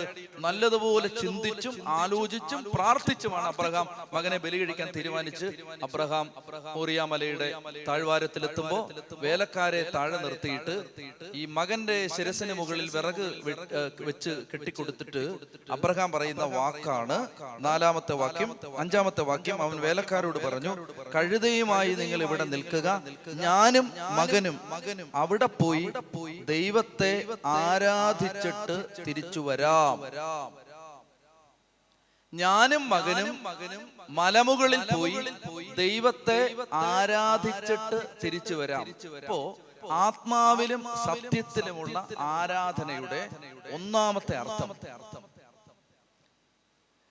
ദൈവത്തിനും നമുക്കും ഇടയിൽ ദൈവത്തെക്കാൾ വലുതായി നിൽക്കുന്നത് എന്തും ബലി കഴിക്കാനുള്ള ഒരാളുടെ സന്നദ്ധതയാണ് യഥാർത്ഥമായ ആരാധന. ശ്രദ്ധിച്ചേ, ദൈവത്തിനും എനിക്കുമിടയിൽ ദൈവത്തെക്കാൾ വലുതായി എന്തെങ്കിലും നിപ്പുണ്ടെങ്കിൽ അതിനെ ബലി കഴിക്കാനുള്ള സന്നദ്ധതയാണ് ആത്മാവിലും സത്യത്തിലുമുള്ള ആരാധന. എന്ന് പറഞ്ഞാല് കേൾക്കണേ, ഇത് നിങ്ങൾ ഗ്രഹിക്കണമെന്ന് എനിക്ക് ആഗ്രഹമുണ്ട്. ഇത് എളുപ്പത്തിലൊന്നും ഗ്രഹിക്കാൻ പറ്റത്തില്ല, നല്ല പോലെ ശ്രദ്ധിച്ചിരിക്കണം. ഞാന് തലകുത്തി മറിഞ്ഞിങ്ങനെ എനിക്ക് എടുക്കാവുന്നതിന്റെ പരമാവധി ശബ്ദത്തിൽ ഞാൻ ദൈവത്തെ ആരാധിക്കുന്നു ആരാധിക്കുന്നു ആരാധിക്കുന്നു ആരാധിക്കുന്നു എന്ന് ഞാൻ പറഞ്ഞിട്ട് എന്റെ മേലധികാരി പറയുന്ന ഒരു കുഞ്ഞു കാര്യം എനിക്ക് അനുസരിക്കാൻ പറ്റുന്നില്ലെങ്കിൽ ഞാൻ ഈ കാണിച്ചത് മുഴുവൻ വ്യർത്ഥമായ ആരാധന. ഞാൻ ഭയങ്കര പ്രാർത്ഥനക്കാരി, ദൈവാരാധനക്കാരി, ഇങ്ങനെ പ്രാർത്ഥിച്ച് പ്രാർത്ഥിച്ച് പ്രാർത്ഥിച്ച് മേളിൽ ചെന്നിട്ട് കെട്ടിയവൻ പറയുന്നത് കേൾക്കാൻ വിധേയപ്പെടാൻ പറ്റുന്നില്ലെങ്കിൽ ഈ കാണിച്ചത് മുഴുവൻ എംപ്റ്റി വെയിൻ വർഷിപ്പ്. കേൾക്കണം, ശ്രദ്ധിക്കണം പ്രിയപ്പെട്ട സഹോദരങ്ങളെ. നമ്മൾ ദൈവാരാധന എന്ന് വിചാരിച്ചു വെച്ചിരിക്കുന്നത് കുറെ ബഹളം വെക്കുന്നത് എക്സ്പ്രഷനാണ്. എക്സ്പ്രഷന് മുമ്പ് ഒരു മനോഭാവം ഉണ്ടായി. ഈ മനോഭാവം ഇല്ലാത്ത ആള് എത്ര ബഹളം വെച്ചാലും കർത്താവ് പറയും, ഈ ജനം അധരം കൊണ്ട് എന്നെ ബഹുമാനിക്കുന്നുള്ളൂ, അവരുടെ ഹൃദയം ഭയങ്കര ദൂരെയാണ്. അപ്പൊ നമ്മൾ ഇസഹാക്ക് എന്ന് പറഞ്ഞാൽ ദൈവം 3 തവണയാണ് അബ്രഹാമിനെ പരീക്ഷിക്കുക. 1-ാമത്തെ കാര്യം, ദൈവം ചോദിച്ചു, നിനക്ക് ആരാ വലുത്? ഇപ്പൊ പറയണം. നിന്റെ അപ്പനാണോ, അമ്മയാണോ, കുടുംബക്കാരാണോ, ഞാനാണോ വലുത്? അബ്രഹാം പറഞ്ഞു, നീയാ വലുത്, എന്നാ ഇപ്പൊ ഇറങ്ങിക്കോളാൻ പറഞ്ഞു വീട്ടിൽ. ഫസ്റ്റ് ടെസ്റ്റ്, 1-ാമത്തെ പരീക്ഷ ദൈവം ചോദിച്ചു. 1-ാമത്തെ പരീക്ഷ കർത്താവ് ചോദിച്ചു, ആരാടാ വലുത്? ആരാ വലുത്? നീയാ വലുത് ഉള്ളതാണല്ലോ. ആരാധനയ്ക്ക് നിന്നപ്പോഴാ പറഞ്ഞു, കർത്താവേ നീ മാത്രം മതി. പാടാൻ എന്ത് രസമാണ് അല്ലേ? നീ മാത്രം മതി. അപ്പൊ നീ മാത്രം മതി, നീ മാത്രം മതി. കർത്താവ് ചോദിച്ചു, സത്യാണോടാ? അപ്പൊ സത്യം, പ്രൈസ് ദി ലോർഡ്, സത്യം. എന്നാ പറഞ്ഞു, എന്നാ ഇറങ്ങാൻ പറഞ്ഞു വീട്ടിൽ. 1-ാമത്തെ പരീക്ഷ. അപ്പൊ അബ്രഹാം അയ്യോ പാടിപ്പോയല്ലോ, പറഞ്ഞു പോയല്ലോ, വെറുതെ പറഞ്ഞു. അയ്യോ, അന്നേരത്തെ ആവേശത്തിന് കരിസ്മാറ്റിക്കാരെല്ലാം കൂടെ തുള്ളിയപ്പോ കൂടെ തുള്ളി പറഞ്ഞതാണ് എന്നൊന്നും പറഞ്ഞില്ല. അയാള് പറഞ്ഞതാന്ന് പറഞ്ഞു. ഉമ്മ പറഞ്ഞൊന്നുമല്ലെന്ന് പറഞ്ഞു. അത് ചങ്കിത്തറച്ച് തന്നെ പറഞ്ഞതാ. നീയാ വലുത്, നീയാണ് വലുത്, നീയാണ് വലുത്, നീയാണ് വലുത്. ഇറങ്ങി. പെണ്ണുമ്പിള്ളോട് ചോദിച്ചു, നീ വരുന്നോ? അവര് ചോദിച്ചു, അവിടെ പോവാ. ഒരു ഐഡിയ ഇല്ല. എനിക്ക് ഒരു ഐഡിയ ഇല്ല. നീ വരുന്നോ? അവര് പറഞ്ഞു, വരാം, എല്ലാവരും തന്നെ ഞാൻ ഇവിടെ നിന്നിട്ട് തന്നെ ഞാൻ ഈ വല്യപ്പന്റെ വല്യമ്മയുടെ കൂടെ നിന്നിട്ട് തന്നെ ഞാൻ വരാം, നിങ്ങളല്ലേ കിട്ടിയത്, വരാം. അങ്ങനെ പോയതാ. വായിക്കാനും കേൾക്കാനും ഒക്കെ നല്ല സുഖമാണ്. പക്ഷേ ചോദ്യം ഇതാണ്, യഥാർത്ഥ ആരാധന. എന്റെ പ്രിയപ്പെട്ട സഹോദരങ്ങളെ, നിങ്ങൾ ഇത് ഇന്ന് ഗ്രഹിച്ചാൽ നിങ്ങൾക്ക് സ്വർഗം കിട്ടും. ഗ്രഹിച്ചില്ലെങ്കിൽ വായും പൊളിച്ച് പോവാം. ശ്രദ്ധിച്ചിരുന്നോണം. അതായത് പരിശുദ്ധ കുർബാനയ്ക്ക് നിൽക്കുമ്പോൾ ഈ കുർബാന അഭിഷേകം ആവാത്ത എന്താണെന്നറിയാമോ? കുർബാനയ്ക്ക് മുമ്പ് നിന്റെ ജീവിതത്തിൽ, നിന്റെ ദാമ്പത്യ ബന്ധത്തിൽ, നിന്റെ പൗരോഹിത്യ ജീവിതത്തിൽ, നിന്റെ സന്യാസ ജീവിതത്തിൽ, നിന്റെ ദാമ്പത്യ ജീവിതത്തിൽ ബലി നടക്കാതെ നീ എത്ര ഭക്തിയോടെ ബലി നീട്ടിച്ചൊല്ലിയാലും അവിടെ ദൈവാരാധന സംഭവിക്കില്ല. ബഹളം വെച്ചിട്ട് തിരിച്ചു പറഞ്ഞേ ഹല്ലേലൂയാ. ചൊല്ലി പറഞ്ഞേ ഹല്ലേലൂയാ. അബ്രഹാം ബൈബിളിലെ ആദ്യത്തെ ഇൻസ്റ്റൻസ് ആണിത്. ഞാനും എന്റെ മോനും കൂടി പോയി മലയിൽ പോയി ദൈവത്തെ ആരാധിച്ചു എന്ന് പറഞ്ഞാൽ എന്താ? ആരാധിച്ചിട്ട് തിരിച്ചു വരാന്ന് പറഞ്ഞാൽ എന്റെ ചെറുക്കനെ കൊന്നിട്ട് തിരിച്ചു വരാം. അതാണ് ആദ്യത്തെ ആരാധന. ബൈബിളിൽ വേർഷിപ്പ് എന്ന് പറയുന്ന വാക്ക് ആദ്യം ഉപയോഗിച്ച് 22-5 വാക്യത്തിലാണ്. അബ്രഹാം പറയാണ്, ഞാനും എന്റെ മോനും കൂടെ പോയി ആരാധിച്ചിട്ട് തിരിച്ചു വരാം. അപ്പൊ ദൈവം ആദ്യത്തെ തവണ ചോദിച്ചു, ആരാടാ വലുത്? നീയാ വലുത്, ഇറങ്ങി വീട്ടിൽ നിന്ന്. രണ്ടാമത് അബ്രഹാം ചോദിച്ചു, ആരാടാ വലുത്? നിന്റെ സഹോദരൻ ലോത്താണോ വലുത്, ഞാനാണോ വലുത്? അപ്പൊ പറഞ്ഞു, കർത്താവ് പറഞ്ഞു, പിന്നെ അബ്രഹാം പറഞ്ഞു, ദൈവമേ നീയാ വലുത്. അപ്പൊ ദൈവം ചോദിച്ചു, നിനക്ക് പറമ്പാണോ വലുത്, ഞാനാണോ വലുത്? അയ്യോ നീയാ വലുത്. എന്നാ പിന്നെ നല്ല പറമ്പ് അവന് കൊടുത്തിട്ട് വളരെ അടുത്ത് വാങ്ങിച്ചോണ്ട് പോണാന്ന്. സോദോം ഗൊമോറ അങ്ങനെ ലോത്തിന് കിട്ടിയതാണ്. അബ്രഹാം രണ്ടാമത്തെ ടെസ്റ്റ് ആണത്. രണ്ടാമത്തെ ടെസ്റ്റിന്റെ സമയത്ത് അബ്രഹാം പറഞ്ഞു, കർത്താവേ പറമ്പൊന്നും അല്ല വലുത്. അയ്യോ അപ്പനെ അമ്മയും കളയാമെങ്കിൽ പിന്നെ പറമ്പ് കളയാനാ? അയ്യോ പറമ്പൊന്നും അല്ല വലുത്, നീയാ വലുത്, എന്നാ പോരാൻ പറഞ്ഞു. ആരാധിച്ച മനുഷ്യനാണ് അബ്രഹാം, ആരാധിച്ച മനുഷ്യൻ. പോയ സ്ഥലത്തെല്ലാം ബലിപീഠം സ്ഥാപിച്ച മനുഷ്യനാണ്. അത് കഴിഞ്ഞ് മൂന്നാമത്തെ തവണ ആ മനുഷ്യനോട് ദൈവം ചോദിച്ചു, ആരാടാ വലുത്? നിന്റെ കൊച്ചാണോ വലുത്, ഞാനാണോ വലുത്? അയ്യോ നീയാ വലുത്. കൊല്ലടാ കൊണ്ടുപോയി. പ്രിയപ്പെട്ട സഹോദരങ്ങളെ, വെറുതെ കുറെ നമ്മള് ബഹളം വെച്ച് അലറി കൂവി നിലവിളിച്ച് തിരിച്ചു പോയിട്ട് കാര്യമില്ലെന്നൊന്നും ഞാൻ പറയുന്നില്ല. കാര്യമുണ്ട്. പക്ഷെ അതിനകത്ത് ഈ യഥാർത്ഥ ആരാധന ജീവിതത്തിൽ നടക്കാതെ എക്സ്പ്രഷൻസ് കൊണ്ട് നമുക്ക് ആളെ കളിപ്പിക്കാൻ പറ്റും, പക്ഷെ ജീവിതത്തിൽ കൃപയുണ്ടാവും. അവർക്ക് പറഞ്ഞേ ഹല്ലേലൂയാ. ചെത്തി പറഞ്ഞേ ഹല്ലേലൂയാ. അപ്പൊ ദൈവം ചോദിച്ചു, ആരാ വലുത്? ദൈവമേ നീയാ വലുത്. എന്നാ കൊച്ചിനെ കൊണ്ടുപോകാൻ പറഞ്ഞു. കൊണ്ടുപോയി ബലി കഴിക്കാൻ പറഞ്ഞു. പ്രിയപ്പെട്ടവരെ, ബൈബിളിലെ ഒന്നാമത്തെ അർത്ഥം ഇതാണ്. ദൈവം തമ്പുരാൻ എന്നോട് ചോദിക്കുകയാണ്, ജീവിതത്തിൽ ദൈവം നീ മാത്രം മതി, കർത്താവേ നീ മാത്രം മതി എന്ന് പറയുന്നത് നിന്റെ ജീവിതത്തിൽ സത്യമാണോ? സത്യമാണോ? ജീവിതത്തിൽ സത്യമാണെങ്കിൽ പ്രിയപ്പെട്ട സഹോദര സഹോദരി, നിന്റെ ആരാധനയ്ക്ക് ഭയങ്കര പവറായിരിക്കും, ഭയങ്കര അനോയിന്റിംഗ്. അല്ലെങ്കിൽ അത് എംപ്റ്റി വേർഡ്സ്.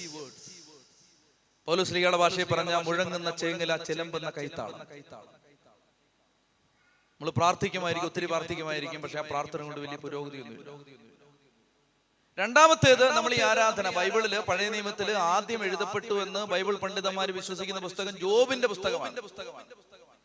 അത് എഴുതപ്പെട്ട കാലഘട്ടത്തെ കുറിച്ച് ഇപ്പോഴും അറിയില്ല. വളരെ എന്ന് പറഞ്ഞാൽ ഈ ഉൽപ്പത്തി പുറപ്പാട് പുസ്തകങ്ങളൊക്കെ എഴുതപ്പെടുന്നതിന് മുമ്പേ, ഉൽപ്പത്തിയൊക്കെ ലോകാരംഭം മുതലുള്ള കാര്യം പറയുന്നുണ്ടെങ്കിൽ ഈ പുസ്തകം എഴുതിയത് ഒത്തിരി കാലം കഴിഞ്ഞാൽ. അപ്പൊ ബൈബിള് പഴയ നിയമത്തിൽ ആദ്യം എഴുതപ്പെട്ട പുസ്തകം ജോബിന്റെ പുസ്തകമാണെന്ന് വിശ്വസിക്കുന്ന ബൈബിൾ പണ്ഡിതന്മാരുണ്ട്. അങ്ങനെയാണെങ്കിൽ ജോബിന്റെ പുസ്തകത്തിൽ നമ്മൾ മറ്റൊരു ആരാധന കാണുകയാണ്. രണ്ടാമത്തെ ആരാധനയുടെ ഇൻസ്റ്റൻസ് കാണുന്നത് ജോബിന്റെ പുസ്തകത്തിലാണ്. ശ്രദ്ധിക്കുക, ജോബ് എന്ന് പറയുന്ന ഊസ് ദേശത്ത് താമസിച്ചിരുന്ന ജോബ് എന്ന നീതിമാനായ മനുഷ്യനെ സാത്താൻ ഒരു ദിവസം ദൈവസന്നിധിയിൽ വന്നിട്ട് ദൈവത്തോട് പറഞ്ഞു, നീ അവന്റെ ശരീരത്തിൽ തൊട്ടാൽ അവൻ നിന്നെ തള്ളി പറയുന്നു. അപ്പൊ ദൈവം പറഞ്ഞു, അവന്റെ ജീവൻ എടുക്കരുത്, ശരീരത്തിൽ അവൻ എന്ത് വേണമെങ്കിലും ചെയ്തു, അവന്റെ ജീവനെ തുടരുത്. അങ്ങനെ സാത്താൻ ചെന്നിട്ട് ജോബിനുണ്ടായിരുന്നതെല്ലാം നഷ്ടപ്പെടുത്തി കളഞ്ഞു. അവന്റെ മക്കള് എല്ലാവരും 10 പുത്രന്മാരുണ്ടായിരുന്നു, 10 പേരും മരിച്ചു. അവന്റെ സമ്പത്ത് മുഴുവൻ ഇല്ലാതായി. അങ്ങനെ ജോബ് വീട്ടിലിരിക്കുന്ന സമയത്ത് ഓരോരുത്തരായി വന്ന് ജോബിനോട് പറയുകയാണ്, ജോബേ നിന്റെ മക്കളും നിന്റെ കന്നുകാലികളും നിന്റെ ആട്ടിൻപറ്റങ്ങളും നിനക്കുണ്ടായിരുന്ന സമൃദ്ധിയും സമ്പത്തും മുഴുവൻ എല്ലാം നഷ്ടപ്പെട്ടു എന്ന് പറയുന്ന സമയത്ത് ജോബിന്റെ പുസ്തകം 1-ാം അധ്യായം 20-ാം വാക്യം, അതാണ് ആരാധന എന്ന് പറയുന്ന വാക്ക്.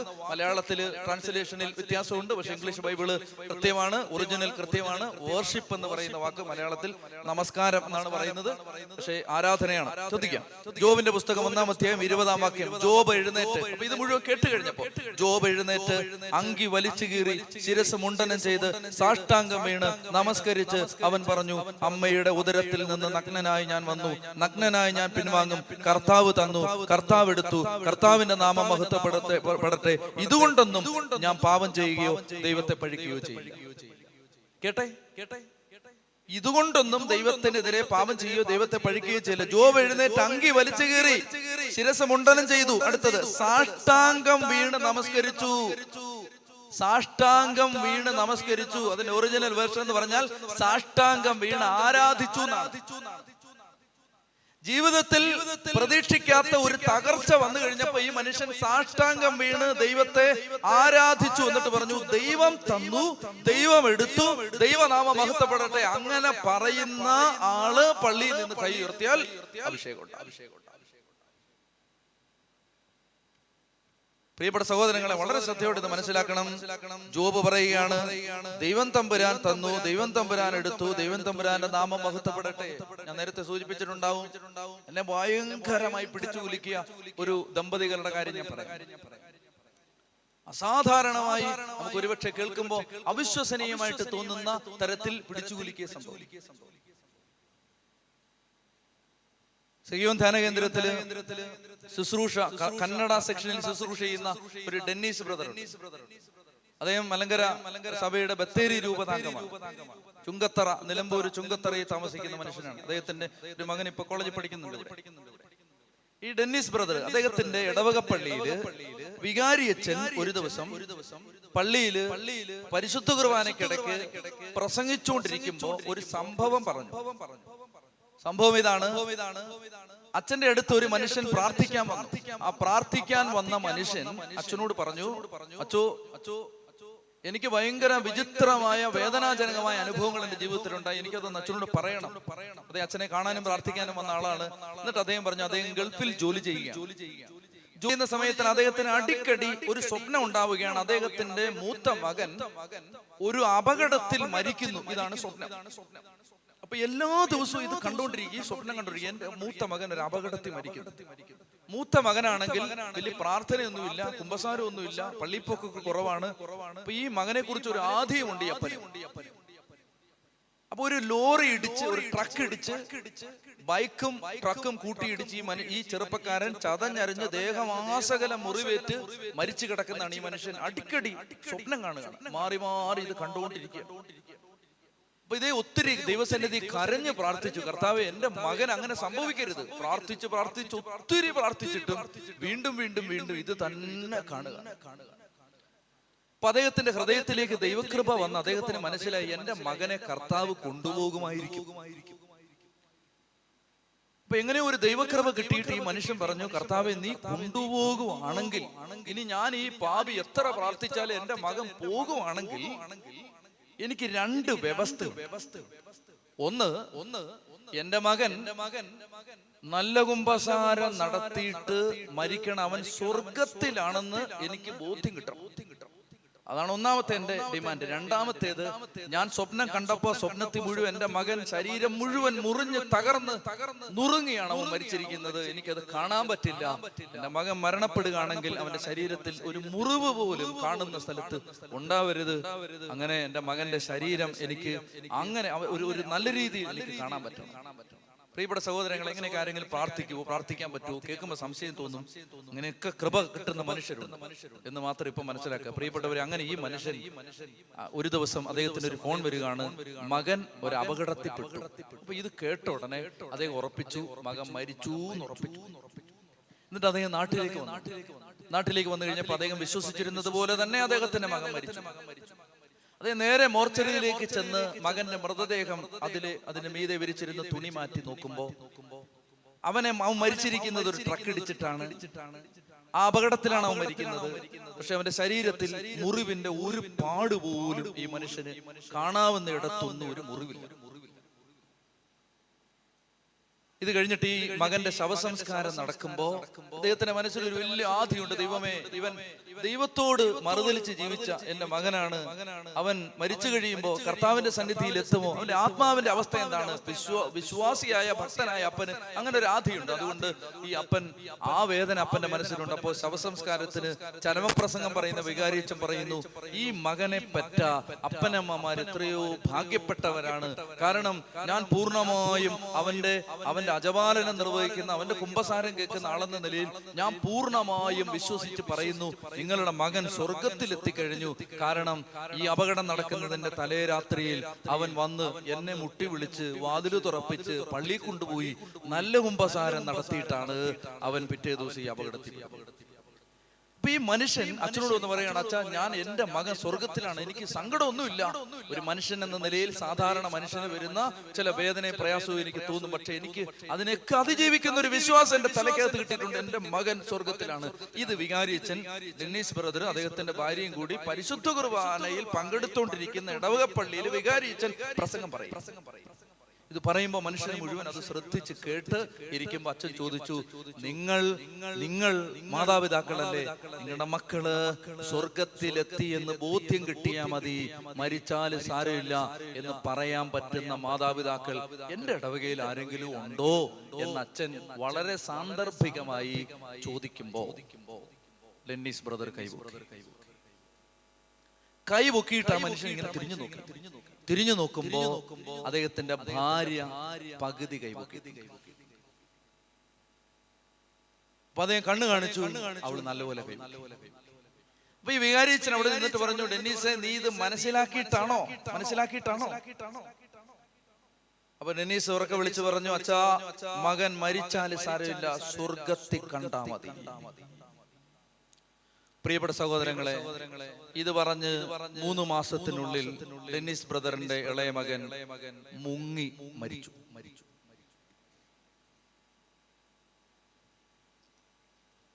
പറയാൻ എളുപ്പമുണ്ട്, പക്ഷെ മകൻ ഇങ്ങനെ മരിച്ചു കിടക്കുമ്പോ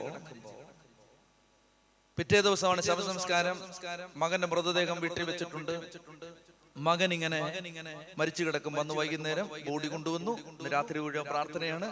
ഈ മനുഷ്യനെ നിർബന്ധിച്ച് എല്ലാവരും കൂടെ കൊണ്ടുപോയി ഒരു മുറിക്കകത്തിട്ട് അവിടെ കുറച്ചു നേരം ഇരിക്കാൻ പറഞ്ഞു. ഇയാളെ മനുഷ്യൻ തളർന്ന് കിടന്നു കുറെ കരഞ്ഞു. കർത്താവിനോട് പറഞ്ഞു, ദൈവമേ എനിക്ക് ശക്തി താ കർത്താവേ എന്ന് പറഞ്ഞു. അപ്പൊ ആ മനുഷ്യൻ അദ്ദേഹം എന്നോട് നേരിട്ട് പറഞ്ഞാണ്. അദ്ദേഹം പറഞ്ഞു, തിരുഹൃദയത്തിന്റെ ഫോട്ടോയുടെ കണ്ണിൽ നിന്ന് ശാസനയോടെ ഈശോ ഒന്ന് നോക്കി. പിന്നെ ആ മനുഷ്യന് ഒന്നും ചോദിക്കാൻ തോന്നിയില്ല. പിറ്റേ ദിവസം ഈ ശവസംസ്കാരത്തിന് ഡെഡ് ബോഡി രാവിലെ വീട്ടിൽ നിന്ന് എടുക്കുമ്പോ അലറിക്കൂവി എന്റെ മോനെ എന്ന് പറഞ്ഞ് ഈ മനുഷ്യൻ കരയുമ്പോ അദ്ദേഹത്തിന്റെ അപ്പൻ, സാധാരണ മനുഷ്യൻ, ഈ ഡെന്നീസിന്റെ മുമ്പിൽ വന്നിട്ട് ചോദിച്ചു, നീയാണോടാ സുവിശേഷം പറയുന്നവൻ? നീയാണോ സുവിശേഷം? നീ സുവിശേഷം പറയുന്നത് നീയാണോ? ഇങ്ങനെ കിടന്ന് കരയുന്ന ചോദിച്ചു. ഡെന്നീസ് ബ്രദറിനോട് പറഞ്ഞു, പിന്നെ ഇന്ന് വരെ എന്റെ മകന്റെ മരണത്തെ ഓർത്ത് ഞാൻ കരഞ്ഞിട്ടില്ല. ഈ നേരത്തെ പറഞ്ഞ അപ്പന് കിട്ടിയതുപോലെ തന്നെ അടയാള സഹിതം ദൈവം തമ്പുരാൻ ഈ അപ്പനും അമ്മയ്ക്കും മനസ്സിലാക്കി കൊടുത്തു. മകൻ സ്വർഗത്തിലാണെന്ന് മനസ്സിലാക്കി കൊടുത്തു. പ്രിയപ്പെട്ട സഹോദരങ്ങളെ, എന്തൊരു വീരോചിതമായി പാവപ്പെട്ട മക്കളാണ്. ഞാൻ അവരുടെ വീട്ടിൽ പോയിരുന്നേരം ഭക്ഷണമൊക്കെ കഴിച്ചു. എനിക്ക് അത്രയ്ക്ക് സന്തോഷം തോന്നി ആ കുടുംബത്തോട്. ആ മനുഷ്യൻ സാധാരണ നില ജീവിക്കുന്ന മനുഷ്യൻ ആ വീട്ടിൽ വെച്ചും എത്രയോ തവണ അയാൾ പറയുകയാണ്, എന്റെ ദൈവം എന്റെ തമ്പുരാന്റെ കയ്യിൽ, എന്റെ സ്വർഗത്തിലെ ഈശോയുടെ മടിയിൽ, ഈശോയുടെ കൺമുമ്പിൽ എന്റെ മകനുണ്ട്, എനിക്ക് ഉറപ്പാ. ഞാൻ ഇന്ന് വരെ പിന്നെ എന്റെ മകനെ ഓർത്തിട്ട്, എന്റെ മകന്റെ മരണം ഓർത്തിട്ട് കരഞ്ഞിട്ടില്ല. ഡെന്നീസ് ബ്രദർ കൈ ഉയർത്തുമ്പോ അത് യഥാർത്ഥ ആരാധനയാണ്. അവർക്ക് പറഞ്ഞേ ഹല്ലേലൂയാ, ചൊല്ലി പറഞ്ഞേ ഹല്ലേലൂയാ, ചൊല്ലി പറഞ്ഞേ ഹല്ലേലൂയാ. പ്രിയപ്പെട്ട സഹോദരങ്ങളെ, എനിക്ക് നിങ്ങളോട് പറയാനുള്ളത്, ജീവിതാനുഭവങ്ങളോട് നമ്മൾ എങ്ങനെ പ്രതികരിക്കുന്നു എന്നതിന്റെ അടിസ്ഥാനത്തിലാണ് നമ്മുടെ ആരാധന യഥാർത്ഥ ആരാധനയാണോ പൊള്ളയ ആരാധനയാണോ എന്ന് വെളിപ്പെടുന്നത്. സകലമാന കന്നത്തരങ്ങളും കാണിച്ചിട്ട് കൈ ഉയർത്തി പ്രാർത്ഥിച്ചെന്ന് മറ്റുള്ളവരെ കാണിച്ചാൽ നമ്മൾ ആരും വിശുദ്ധരാവില്ല. കർത്താവ് പറയുന്നു, ഈ ജനം അധരം കൊണ്ട് എന്നെ ബഹുമാനിച്ചവരുടെ ഹൃദയം ദൂരെ. അതുകൊണ്ട് പ്രിയപ്പെട്ട സഹോദരങ്ങളെ, ജീവിതത്തിലാണ്, കുമ്പസാരം കഴിഞ്ഞിട്ട് നമ്മൾ ജീവിതത്തിൽ തീരുമാനം എടുത്തിട്ടുണ്ട്, പാപം വീക്ഷിക്കാൻ തീരുമാനിച്ചിട്ടുണ്ട്. കർത്താവ് പറയാണ്, ജീവിതത്തിലാണ് ആരാധന വെളിപ്പെടേണ്ടത്. അപ്പൊ ജോബ് സാഷ്ടാംഗം വീണ് ദൈവത്തെ ആരാധിച്ചു. ഈ ജീവിതാനുഭവങ്ങളുടെ മുമ്പിൽ ജോബ് ദൈവത്തെ ആരാധിച്ചു. സന്തോഷും ബിനിയും ബാംഗ്ലൂരുകാര് തിരുവനന്തപുരത്ത് ഞങ്ങൾ ഗ്രൂപ്പ് ധ്യാനം കൂടുമ്പോൾ അവർ ആ ധ്യാനം കൂടാനായിട്ടുണ്ടായിരുന്നു. എനിക്ക് പരിചയമില്ല. ധ്യാനം നടത്തിയ ബ്രദർ അവര് മൈക്ക് കൈ കൊടുത്തിട്ട് വിളിച്ചിട്ട് മുന്നോട്ട് വന്ന് സാക്ഷ്യം പറ. അങ്ങനെയാണ് ഈ തോമാച്ചനെ സന്തോഷിനെ ഞാൻ ആദ്യമായിട്ട് കാണുന്നത്. റാന്നിക്കാരാണ്. ഈ സന്തോഷ് വന്നിട്ട് മൈക്ക് എടുത്തിട്ട് ഇങ്ങനെ പറയുകയാണ്, നിങ്ങൾക്ക് എന്നെ പരിചയമില്ല, ഞാനും എൻ്റെ ഭാര്യ ബിനിയും ധ്യാനം കൂടാൻ വന്നിട്ടുണ്ട്. ഞങ്ങൾക്ക് 5 കൊല്ലമായിട്ട് കല്യാണം കഴിഞ്ഞിട്ട് മക്കളുണ്ടായിരുന്നില്ല. സെഗുവിന് പോയി ധ്യാനം കൂടി അവിടെ സന്ദേശം വിളിച്ചു പറഞ്ഞ ആരാധനയ്ക്കിടയ്ക്ക് 5 കൊല്ലമായി മക്കളില്ലാത്ത ഒരു ദമ്പതിക്ക് മക്കളെ കൊടുക്കുന്നു. ഞങ്ങളത് വിശ്വസിച്ചു. ഞങ്ങൾക്ക് ഒരു കുഞ്ഞിനെ ബിനിയുടെ ഉദരത്തിൽ കർത്താവ് രൂപം കൊടുത്തു. ആ കുഞ്ഞ് ഉദരത്തിൽ ഗർഭപാത്രത്തിൽ ഉണ്ടെന്ന് അറിഞ്ഞ നിമിഷം മുതൽ തോമാച്ചനും ബിനിയും നന്നായിട്ട് പ്രാർത്ഥിക്കുന്ന മക്കളാണ്. അവര് ആ നിമിഷം മുതല് വിശുദ്ധയായ ഒരു കുഞ്ഞ് ജനിക്കാൻ വേണ്ടി പ്രാർത്ഥിക്കാൻ തുടങ്ങി. ബൈബിൾ അല്ലാതെ മറ്റൊന്നും ബിനി വായിച്ചിട്ടില്ല. ബൈബിൾ അല്ലാതെ വേറൊന്നും വായിച്ചിട്ടില്ല. TV കണ്ടിട്ടില്ല. മറ്റു ആവശ്യമില്ലാത്ത ഒരു സംസാരത്തിന് പോയിട്ടില്ല. 24 മണിക്കൂർ പ്രാർത്ഥനയിൽ, ആത്മാവിൽ പ്രാർത്ഥനയിലായിരുന്നു ജീവിച്ചു. അങ്ങനെ 9 മാസം ഈ കുഞ്ഞിനെ ഗർഭപാത്രത്തിൽ ചുമന്ന് അത് പ്രസവിക്കുന്ന ദിവസം വരെയും പ്രസവിക്കുന്ന ദിവസം വരെയും പരിശുദ്ധ കുർബാന സ്വീകരിച്ച് അങ്ങനെ വിശുദ്ധിയിലും ഒരുക്കത്തിലും ജീവിച്ചു. അമ്മയും അപ്പനും ഉദരത്തെ കൈവച്ച് പ്രാർത്ഥിക്കുമായിരുന്നു, കർത്താവേ, ഞങ്ങൾക്ക് ജനിക്കുന്ന കുഞ്ഞ് ആണാണെങ്കിൽ വിശുദ്ധൻ, പെണ്ണാണെങ്കിൽ വിശുദ്ധ. ഈ മകനിലൂടെ ഈ മകളിലൂടെ ഞങ്ങൾ അറിയപ്പെടണം. കർത്താവേ, ഞങ്ങൾക്ക് ഒരു വിശുദ്ധയെ തരണം. അങ്ങനെ പറഞ്ഞ് പ്രാർത്ഥിച്ചു. അത് കഴിഞ്ഞിട്ട് ഈ കുഞ്ഞിന് ബിനി ജന്മം കൊടുത്ത ദിവസം സന്തോഷ് ഒരു കെട്ട് മെഴുകുതിരിയുമായിട്ട് ബാംഗ്ലൂരിലെ ദേവാലയത്തിൽ ചെന്ന് വികാരിയച്ഛനെ ഏൽപ്പിച്ചിട്ട് പറഞ്ഞു, ഞങ്ങൾ അപ്പനമ്മമാരെ അറിവില്ലാത്തവരാണ്.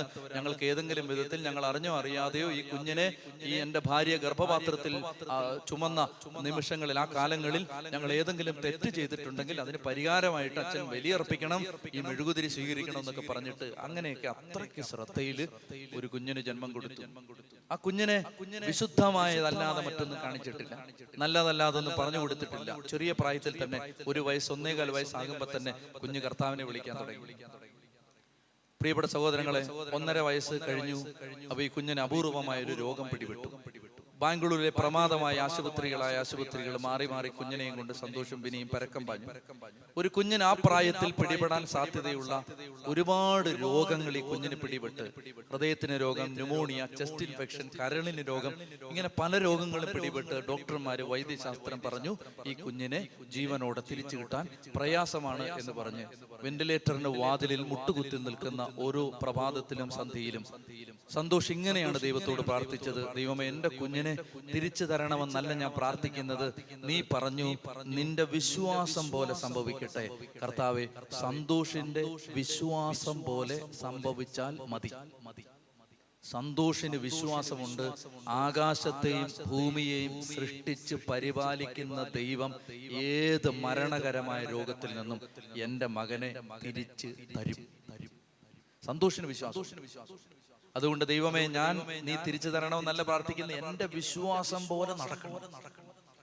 ഓരോ തവണ ICUവിന്റെയും വെന്റിലേറ്ററിന്റെയും വാതിക്കൽ മുട്ടുകുത്തി പ്രാർത്ഥിച്ചും കരഞ്ഞും തവിച്ചും ദുഃഖിച്ചും നിലവിളിക്കുമ്പോ ഈ കുഞ്ഞ് ജീവനിലേക്ക് തിരിച്ചു വരുന്നതിന്റെ അടയാളങ്ങൾ കാണിക്കും. സന്തോഷിക്കും, ദൈവത്തിന് നന്ദി പറയും. ഏതാനും ദിവസം കഴിയുമ്പോൾ കുഞ്ഞ് വീണ്ടും അനാരോഗ്യത്തിലേക്ക് വഴുതിയിലേക്ക്. ഈ പ്രോസസ് ഇങ്ങനെ പോവാണ്.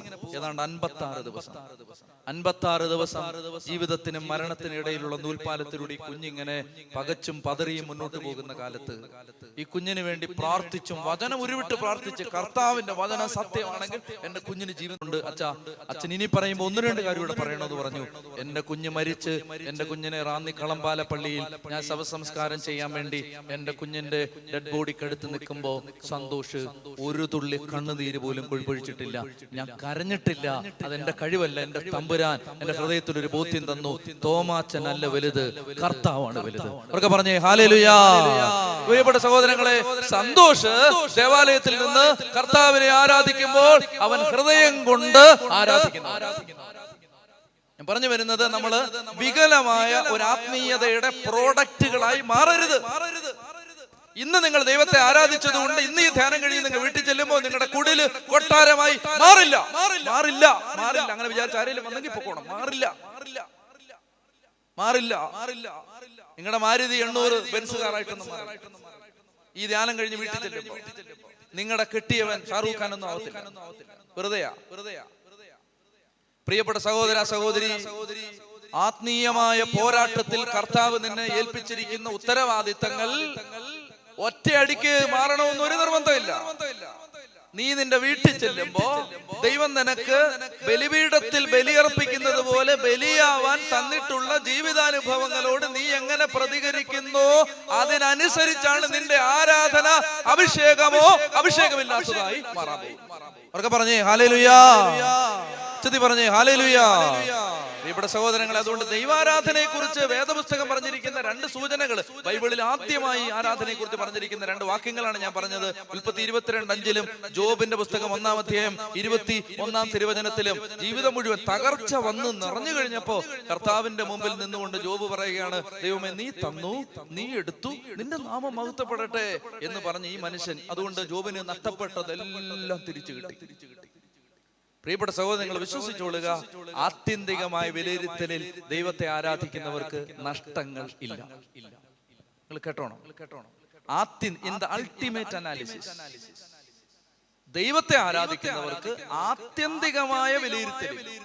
താൽക്കാലികമായിട്ട് തൊട്ടപ്പുറത്ത് അയലോക്കത്ത് നിന്ന് നോക്കുന്നവൻ വിചാരിക്കുന്നു അവൻ ഈ പള്ളിയിൽ പോയിട്ടും കരഞ്ഞിട്ടും വലിയ മാറ്റമൊന്നും ഇല്ലല്ലോ.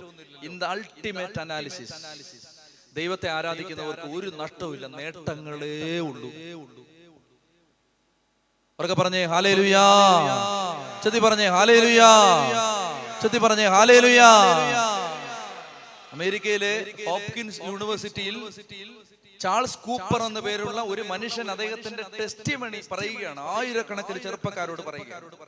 അദ്ദേഹം ഒരു ആഫ്രോ അമേരിക്കനാണ്. ആ ചെറുപ്പക്കാരൻ പറയുകയാണ്, 22-ാമത്തെ വയസ്സ് മുതൽ ഞാൻ ദൈവവേല ചെയ്തു. അതുപോലെ തന്നെ ഒരു കോളേജിലെ, വളരെ പ്രസിദ്ധമായ ഒരു കോളേജിലെ അധ്യാപകനായിട്ട് ജോലി ചെയ്യുകയും ചെയ്തു. കർത്താവിന്റെ വേല ചെയ്തു. 22-ാമത്തെ വയസ്സ് മുതൽ ഈ മനുഷ്യന് ഓരോ സ്ഥലത്തും ചെല്ലുമ്പോൾ ഇയാൾ നല്ല ആകാര സൗഭാഗ്യമുള്ള മനുഷ്യനാണ്, കാണാൻ കൊള്ളാവുന്നവനാണ്, ആരോഗ്യമുള്ളവനാണ്, വിദ്യാഭ്യാസമുള്ളവനാണ്, ദൈവഭക്തിയുള്ളവനാണ്. അതുകൊണ്ട് അവനെ കാണുന്ന ഇടങ്ങളിലൊക്കെ മാതാപിതാക്കളും മക്കൾക്ക് പ്രപ്പോസൽസുമായിട്ട് ചെല്ലും.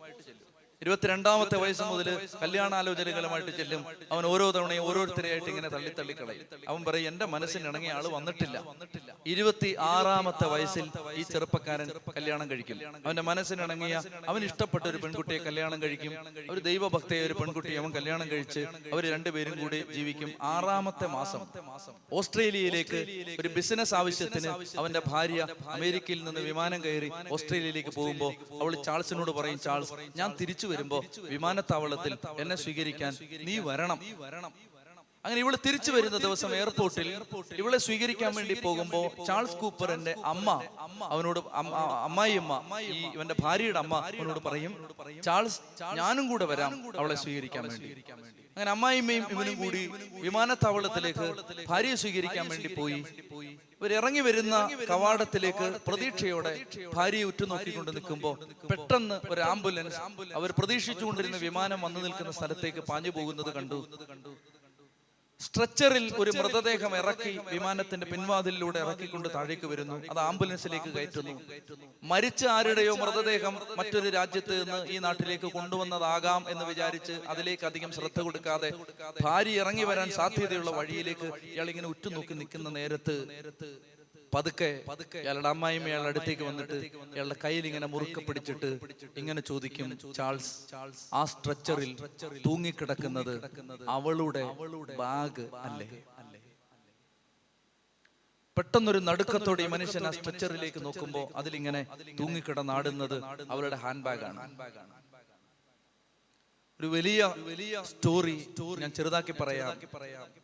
ഈ യൂണിവേഴ്സിറ്റിയിലെ കുട്ടികളുടെ മുമ്പിൽ നിന്ന് 26-കാരനായ ഈ മനുഷ്യൻ വേദപുസ്തകം ചങ്കോട് ചേർത്ത് വെച്ചിട്ട് പറയും, നിങ്ങൾക്കറിയുമോ, ഓസ്ട്രേലിയയിൽ നിന്ന് പുറപ്പെട്ട വിമാനം അമേരിക്കയിൽ ഞാൻ എൻ്റെ ഭാര്യയെ കാത്തുനിന്ന വിമാനത്താവളത്തിലേക്ക് വന്ന് ലാൻഡ് ചെയ്യുന്നതിന് തൊട്ടു മുമ്പ് ഒരു മാസീവ് ഹാർട്ട് അറ്റാക്കിൽ എൻ്റെ ഭാര്യ മരിച്ചു.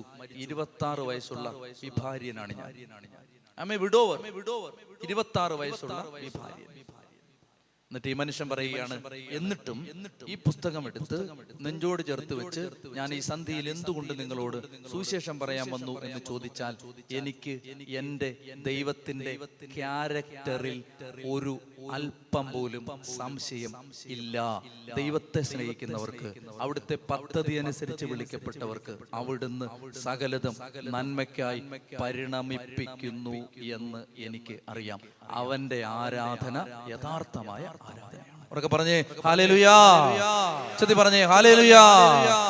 പ്രിയപ്പെട്ട സഹോദരങ്ങളെ, അതുകൊണ്ട് മർക്കോസിന്റെ സുവിശേഷം 7-ാം അധ്യായത്തിൽ കർത്താവ് പറഞ്ഞു, ഈ ജനം അധരം കൊണ്ട് എന്നെ ബഹുമാനിക്കുന്നവരുടെ ഹൃദയം എന്നിൽ നിന്ന് ഒത്തിരി ദൂരെയാണ്. മറ്റൊരു ആരാധന, ഒന്നാമത്തെ ആരാധന ജീവിതാനുഭവങ്ങളെ, ദൈവം തരുന്ന അനുഭവങ്ങളെ പൂർണ്ണമായ ദൈവികമായ വിധത്തിൽ സ്വീകരിക്കുന്നവന്റെ ആരാധന. രണ്ടാമത്തെ ആരാധന റോമാലേഖനം 12-ാം അധ്യായം 1-2 തിരുവചനം. റോമാലേഖനം 12-ാം അധ്യായം 1-2 തിരുവചനം ശ്രദ്ധിച്ചിരിക്കുക. ആകയാൽ സഹോദരങ്ങളെ, ദൈവത്തിന്റെ കാരുണ്യം അനുസ്മരിച്ചുകൊണ്ട് ഞാൻ നിങ്ങളോട് അപേക്ഷിക്കുന്നു, നിങ്ങളുടെ ശരീരങ്ങളെ വിശുദ്ധവും ദൈവത്തിന് പ്രീതികരവുമായ സജീവ ബലിയായി സമർപ്പിക്കുവിൻ. ഇതായിരിക്കണം നിങ്ങളുടെ യഥാർത്ഥമായ ആരാധന.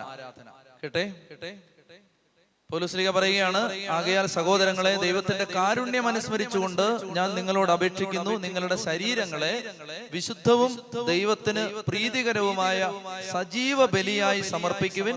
ഇതായിരിക്കണം നിങ്ങളുടെ യഥാർത്ഥമായ ആരാധന. അപ്പൊ രണ്ടാമത്തെ ഒരു ആരാധനാ വിധത്തെ കുറിച്ച് വചനം പറയുന്നത്, ശരീരത്തെ വിശുദ്ധവും സജീവവുമായ ഒരു ബലിയായി സമർപ്പിക്കുന്നതാണ് യഥാർത്ഥമായ ആരാധന. ഈ കാലഘട്ടത്തില് ഏറ്റവും വലിയ പ്രശ്നം കണ്ണുകളുടെ ദുരാശ, ജഡത്തിന്റെ ദുരാശ. അപ്പോൾ യഥാർത്ഥ ആരാധനയായി മാറാൻ പൗലോസ്ലീഗ പരിശുദ്ധാത്മാവ് വിശുദ്ധ പൗലോസിലൂടെ ഓർമ്മിപ്പിക്കുകയാണ്, ശരീരത്തെ വിശുദ്ധവും സജീവവുമായ ഒരു ബലിയായി സമർപ്പിക്കുന്നതാണ് യഥാർത്ഥമായ ആരാധന. ഒരു മനുഷ്യന് ഒരു രഹസ്യ ജീവിതവുമുണ്ട്, പരസ്യ ജീവിതവുമുണ്ട്. ഈശോ പറഞ്ഞു, വിതക്കാരൻ വിത്ത് വിതയ്ക്കാൻ പുറപ്പെട്ടു. വിത്ത് വിതയ്ക്കാൻ പുറപ്പെട്ടപ്പോ കുറെ വിത്ത് മണ്ണ് അധികമില്ലാത്ത പാറമേൽ വീണു, വേരില്ലാത്തത് കൊണ്ട് അത് ഉണങ്ങിപ്പോയി. ശ്രദ്ധിക്കണം. അപ്പൊ ഈ വിത്ത് ഉണങ്ങിപ്പോയതിന്റെ, ഇത് മുളച്ചെങ്കിലും അത് ഉണങ്ങിപ്പോയതിന്റെ കാരണം വേരില്ലാത്തത് കൊണ്ട് ഉണങ്ങിപ്പോയി. എന്നെ ശ്രദ്ധിച്ചേ, ഒരു മരം ആ മരത്തിന്റെ വേരില്ലാത്തത് കൊണ്ട് മരം ഉണങ്ങിപ്പോയി. ഒരു മരത്തിന്റെ എല്ലാവരും കാണുന്ന ഭാഗമാണ് അതിന്റെ തണ്ടും തടിയും കായും പൂവും ഫലങ്ങളുമെല്ലാം. ഒരു മരത്തിന്റെ ആരും കാണാത്ത ഭാഗമാണ് വേര്. ശ്രദ്ധിക്കുക, വേരില്ലാത്തത് കൊണ്ട് മരം ഉണങ്ങിപ്പോയി. മരമാണ് എല്ലാവരും കണ്ടത്, വേരാരും കണ്ടിട്ടില്ല. പക്ഷെ മരം ഉണങ്ങിയതിന്റെ കാരണം വേരില്ലാത്തതാണ്. അപ്പൊ വേരില്ലാത്തത് കൊണ്ട് മരം ഉണങ്ങും.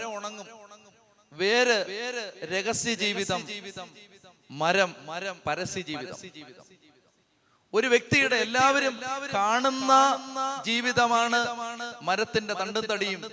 ഒരു വ്യക്തിയുടെ ആരും കാണാത്ത ജീവിതമാണ് വേര്. വേരില്ലെങ്കിൽ ജീവിതം ഉണങ്ങും. വേരില്ലെങ്കിൽ, രഹസ്യ ജീവിതം ശുദ്ധമല്ലെങ്കിൽ ഒരു വ്യക്തിയുടെ ആരാധന മലിനമാണ്. നീ മലാഖിയിലേക്ക് തിരിച്ചു വരിക. വളരെ ശ്രദ്ധിച്ച് എന്റെ കൂടെ വരണം.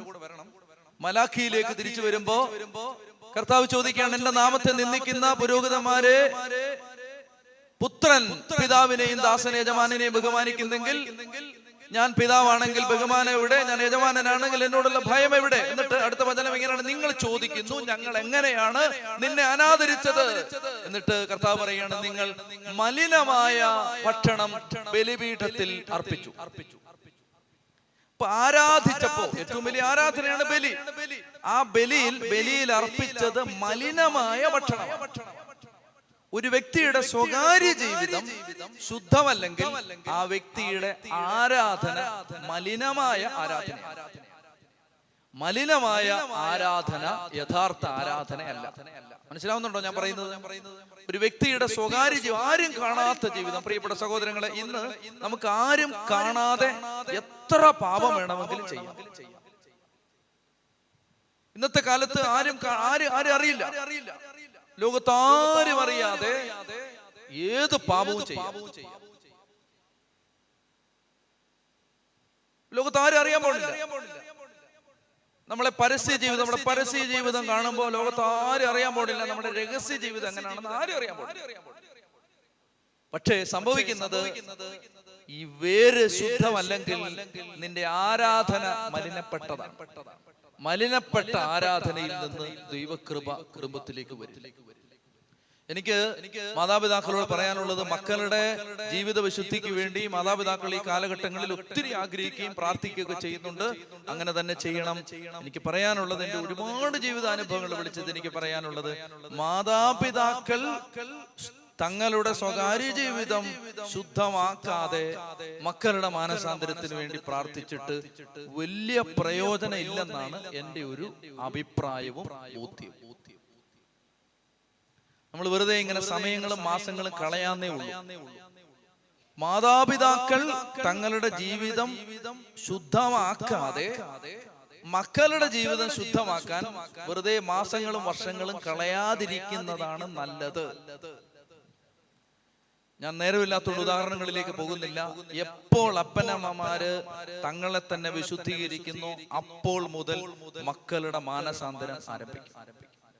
ഇത് അച്ചട്ടാണ് എൻ്റെ രക്തം കൊണ്ട് ഞാൻ എഴുതി തരാം. ഇതിന് മാറ്റമില്ല. ആയിരക്കണക്കിന് കുടുംബങ്ങളുടെ അനുഭവം, അനേക വർഷങ്ങളുടെ അനുഭവം എൻ്റെ തലയ്ക്കകത്ത്. എപ്പോ നമ്മുടെ സ്വകാര്യ ജീവിതത്തെ നമ്മൾ എപ്പോ നേരെയാക്കാൻ തുടങ്ങുന്നു, അന്നു മുതൽ നമ്മുടെ ചുറ്റുപാടുകളിൽ മാറ്റം വരാം. അവർക്ക് പറഞ്ഞേ ഹല്ലേലൂയാ, ചൊല്ലി പറഞ്ഞേ ഹല്ലേലൂയാ, ഹല്ലേലൂയാ. അപ്പൊ അതുകൊണ്ട് വചനം പറയുകയാണ്, നിങ്ങളുടെ ശരീരങ്ങളെ വിശുദ്ധവും ദൈവത്തിന് പ്രീതികരവുമായ ഒരു ബലിയായിട്ട് അർപ്പിക്കണം. ബലി. പ്രിയപ്പെട്ട സഹോദരങ്ങളെ, ഈ കാലഘട്ടത്തിൽ അനേകം മക്കൾ വിശുദ്ധി പാലിക്കുന്നു, അനേകർ വിശുദ്ധിക്ക് വേണ്ടി വില കൊടുക്കുന്നുണ്ട്. അനേകം ചെറുപ്പക്കാര് വിശുദ്ധരായിട്ട് ജീവിക്കാൻ തങ്ങളോട് തന്നെ പോരാടുന്നു. എനിക്കറിയാം, കുറെ അധികം ചെറുപ്പക്കാരുടെ കുമ്പസാരം ഞാൻ കേൾക്കുന്നുണ്ട്. എനിക്കറിയാം എന്തുമാത്രം സ്ട്രഗിൾ ചെയ്ത് പാപത്തിൽ വീഴാതിരിക്കാൻ നമ്മുടെ ഈ കാലഘട്ടത്തിലെ മക്കള് പരിശ്രമിക്കുന്നു. ഞാൻ ഒരു സ്ഥലത്ത് വചനപ്രഘോഷണത്തിന് ചെന്നപ്പോ ഒരു മനുഷ്യൻ എൻ്റെ അടുത്ത്, ഒരു ഗൾഫ് രാജ്യത്താണ് ഒരു മനുഷ്യൻ എൻ്റെ അടുത്ത്, ഒരു ചെറുപ്പക്കാരനാണ്. അവൻ വന്നിട്ട് എന്നോട് പറഞ്ഞു, അച്ഛന് ഇഷ്ടപ്പെടാത്ത കുറച്ച് കാര്യം ഞാൻ പറയാം. അവൻ പറഞ്ഞു, അച്ഛനും അച്ഛനെ പോലെയുള്ള ആളുകളും ഈ രാജ്യങ്ങളിൽ വന്ന് സുവിശേഷം പറയുമ്പോ നിങ്ങൾക്കൊരു ഗതികേടും. എന്താണ് ഗതികേടെന്നറിയാമോ?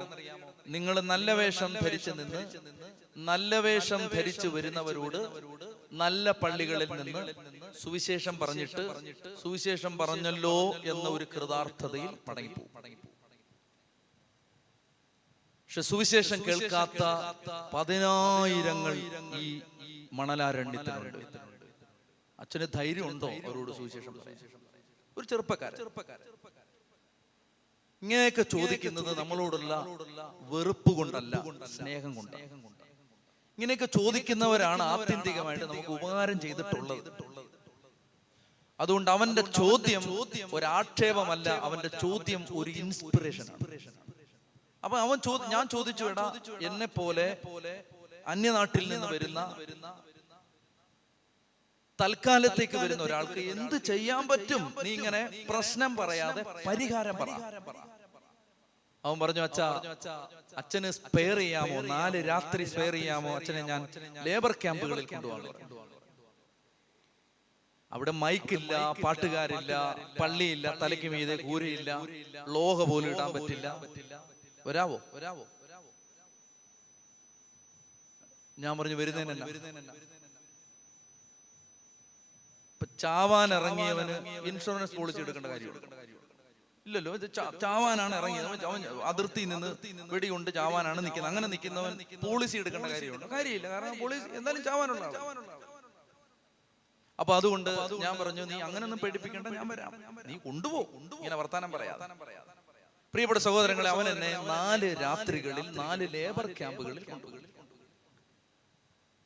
എന്റെ ജീവിതത്തിൽ ഏറ്റവും സംതൃപ്തിയോടെ ഞാൻ സുവിശേഷം പറഞ്ഞ 4 രാത്രികളാണ്.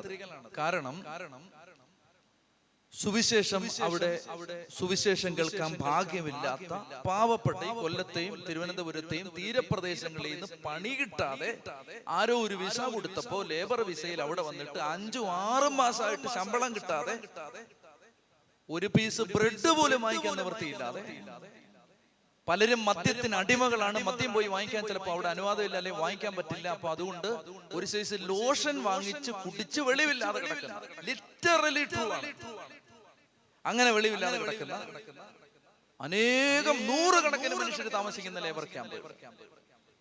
പകൽ 50 ഡിഗ്രി ചൂടാണ് അടിക്കുന്നത്, രാത്രി 35-36 ഡിഗ്രി ചൂടടിക്കുന്ന ആ രാത്രിയില് പൊടിക്കാറ്റ് വീശുന്ന മരുഭൂമിയിൽ തുറസായ ഒരു സ്ഥലത്ത് നമ്മൾ പോയി നിൽക്കുമ്പോൾ 100-100 ചേട്ടന്മാര് വന്നിട്ട് ഈച്ച പൊതിയുന്നത് പോലെ ഇങ്ങനെ ചുറ്റിനും വന്ന് പൊതിഞ്ഞു നിന്നിട്ട് കയ്യും കൂപ്പി ഇങ്ങനെ നിൽക്കും.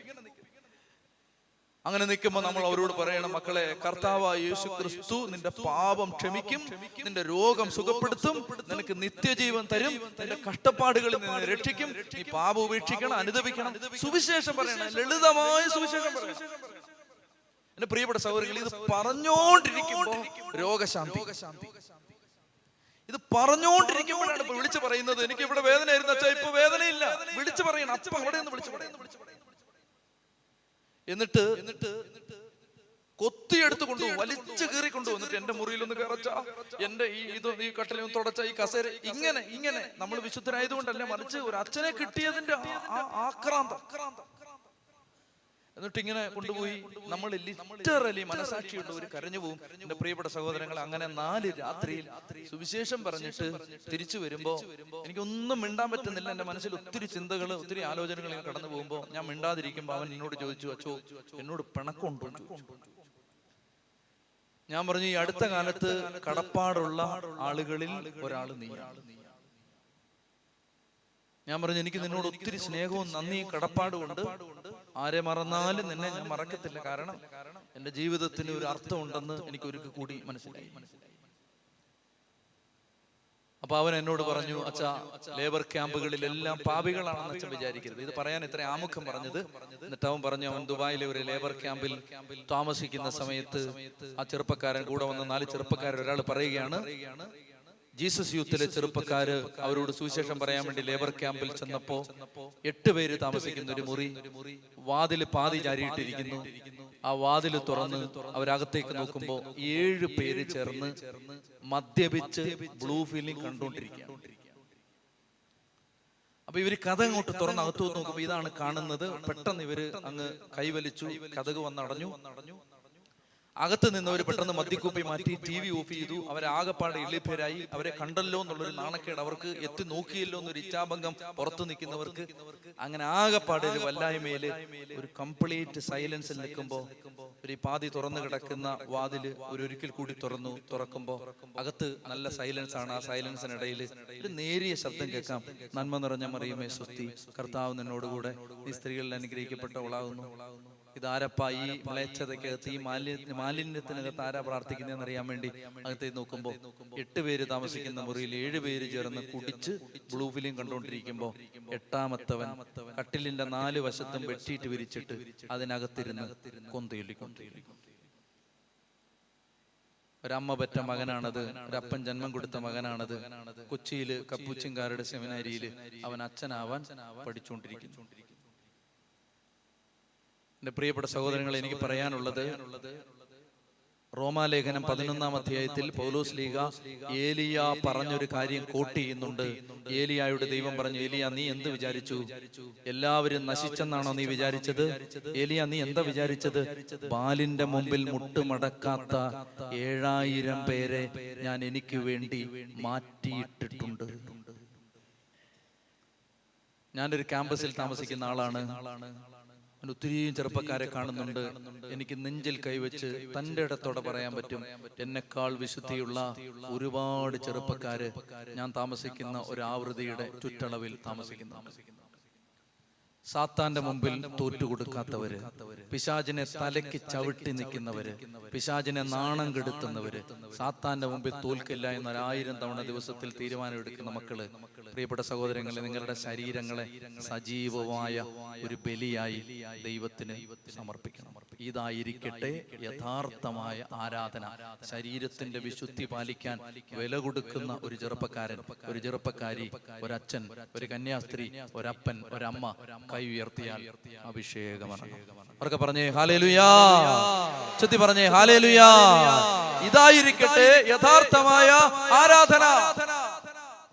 പ്രിയപ്പെട്ട സഹോദരങ്ങളെ, മക്കളുടെ, സമൂഹത്തിന്റെ, കുടുംബത്തിന്റെ, ഇടവകയുടെ നിലനിൽപ്പിനും വളർച്ചയ്ക്കും വേണ്ടി ഈ കാലഘട്ടത്തിൽ വിശുദ്ധി പാലിക്കുന്ന അനേകർ ഉയർത്തെഴുന്നേൽക്കണം.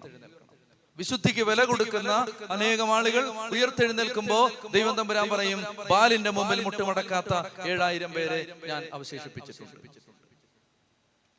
അപ്പോ ആരാധന, മറ്റൊരാരാധനയെ കുറിച്ച് പൗലോസ് പറയുന്നത് അങ്ങനെയാണ്: നിങ്ങളുടെ ശരീരങ്ങളെ വിശുദ്ധവും ദൈവത്തിന് പ്രീതികരവുമായ സജീവ ബലിയായി സമർപ്പിക്കുവിൻ. ഇതായിരിക്കട്ടെ നിങ്ങളുടെ യഥാർത്ഥമായ ആരാധന. പ്രിയപ്പെട്ട സഹോദരങ്ങളെ, നമുക്ക് ആരാധനയിലേക്ക് പ്രവേശിക്കാം. നമുക്ക് എഴുന്നേറ്റ് നിൽക്കാം. ഇന്ന് നമ്മൾ പ്രാർത്ഥിക്കുന്നത്, ഇന്നലെ ഇന്നുമായിട്ട് നമ്മൾ ഒരു വിഷയം തന്നെ കാണുകയായിരുന്നു. എന്താണ് യഥാർത്ഥമായ ആരാധന? പ്രാർത്ഥനയല്ല ആരാധന. ദൈവത്തിന്റെ പരിശുദ്ധിക്ക് മുമ്പിൽ ബുദ്ധിയുടെ കെട്ടഴിഞ്ഞ് ദൈവത്തെ ഹൃദയം കൊണ്ട് മനസ്സിലാക്കുന്ന ഒരു വ്യക്തി, യെശയ്യാ പ്രവാചകനെ പോലെ ദൈവത്തിന്റെ പരിശുദ്ധിക്ക് മുമ്പിൽ നിൽക്കുമ്പോൾ ആ വ്യക്തിക്ക് തന്റെ ബലഹീനത മനസ്സിലാവും. ദൈവമേ, ഞാൻ അശുദ്ധനായവൻ, അശുദ്ധമായവരുടെ മധ്യേ വസിക്കുന്നവൻ. പ്രിയപ്പെട്ട സഹോദരങ്ങളെ, നമുക്ക് പാപബോധം ഉണ്ടാവണമെങ്കിൽ ദൈവത്തെ ആരാധിക്കണം. നമ്മുടെ കുറവുകൾ തിരിച്ചറിയണമെങ്കിൽ ദൈവത്തെ ആരാധിക്കണം. ദൈവത്തിന്റെ പരിശുദ്ധിക്ക് മുമ്പിൽ നിൽക്കുമ്പോൾ മാത്രമേ നമ്മുടെ ബലഹീനത നമുക്ക് മനസ്സിലാക്കാൻ പറ്റൂ. എഴുന്നേറ്റ്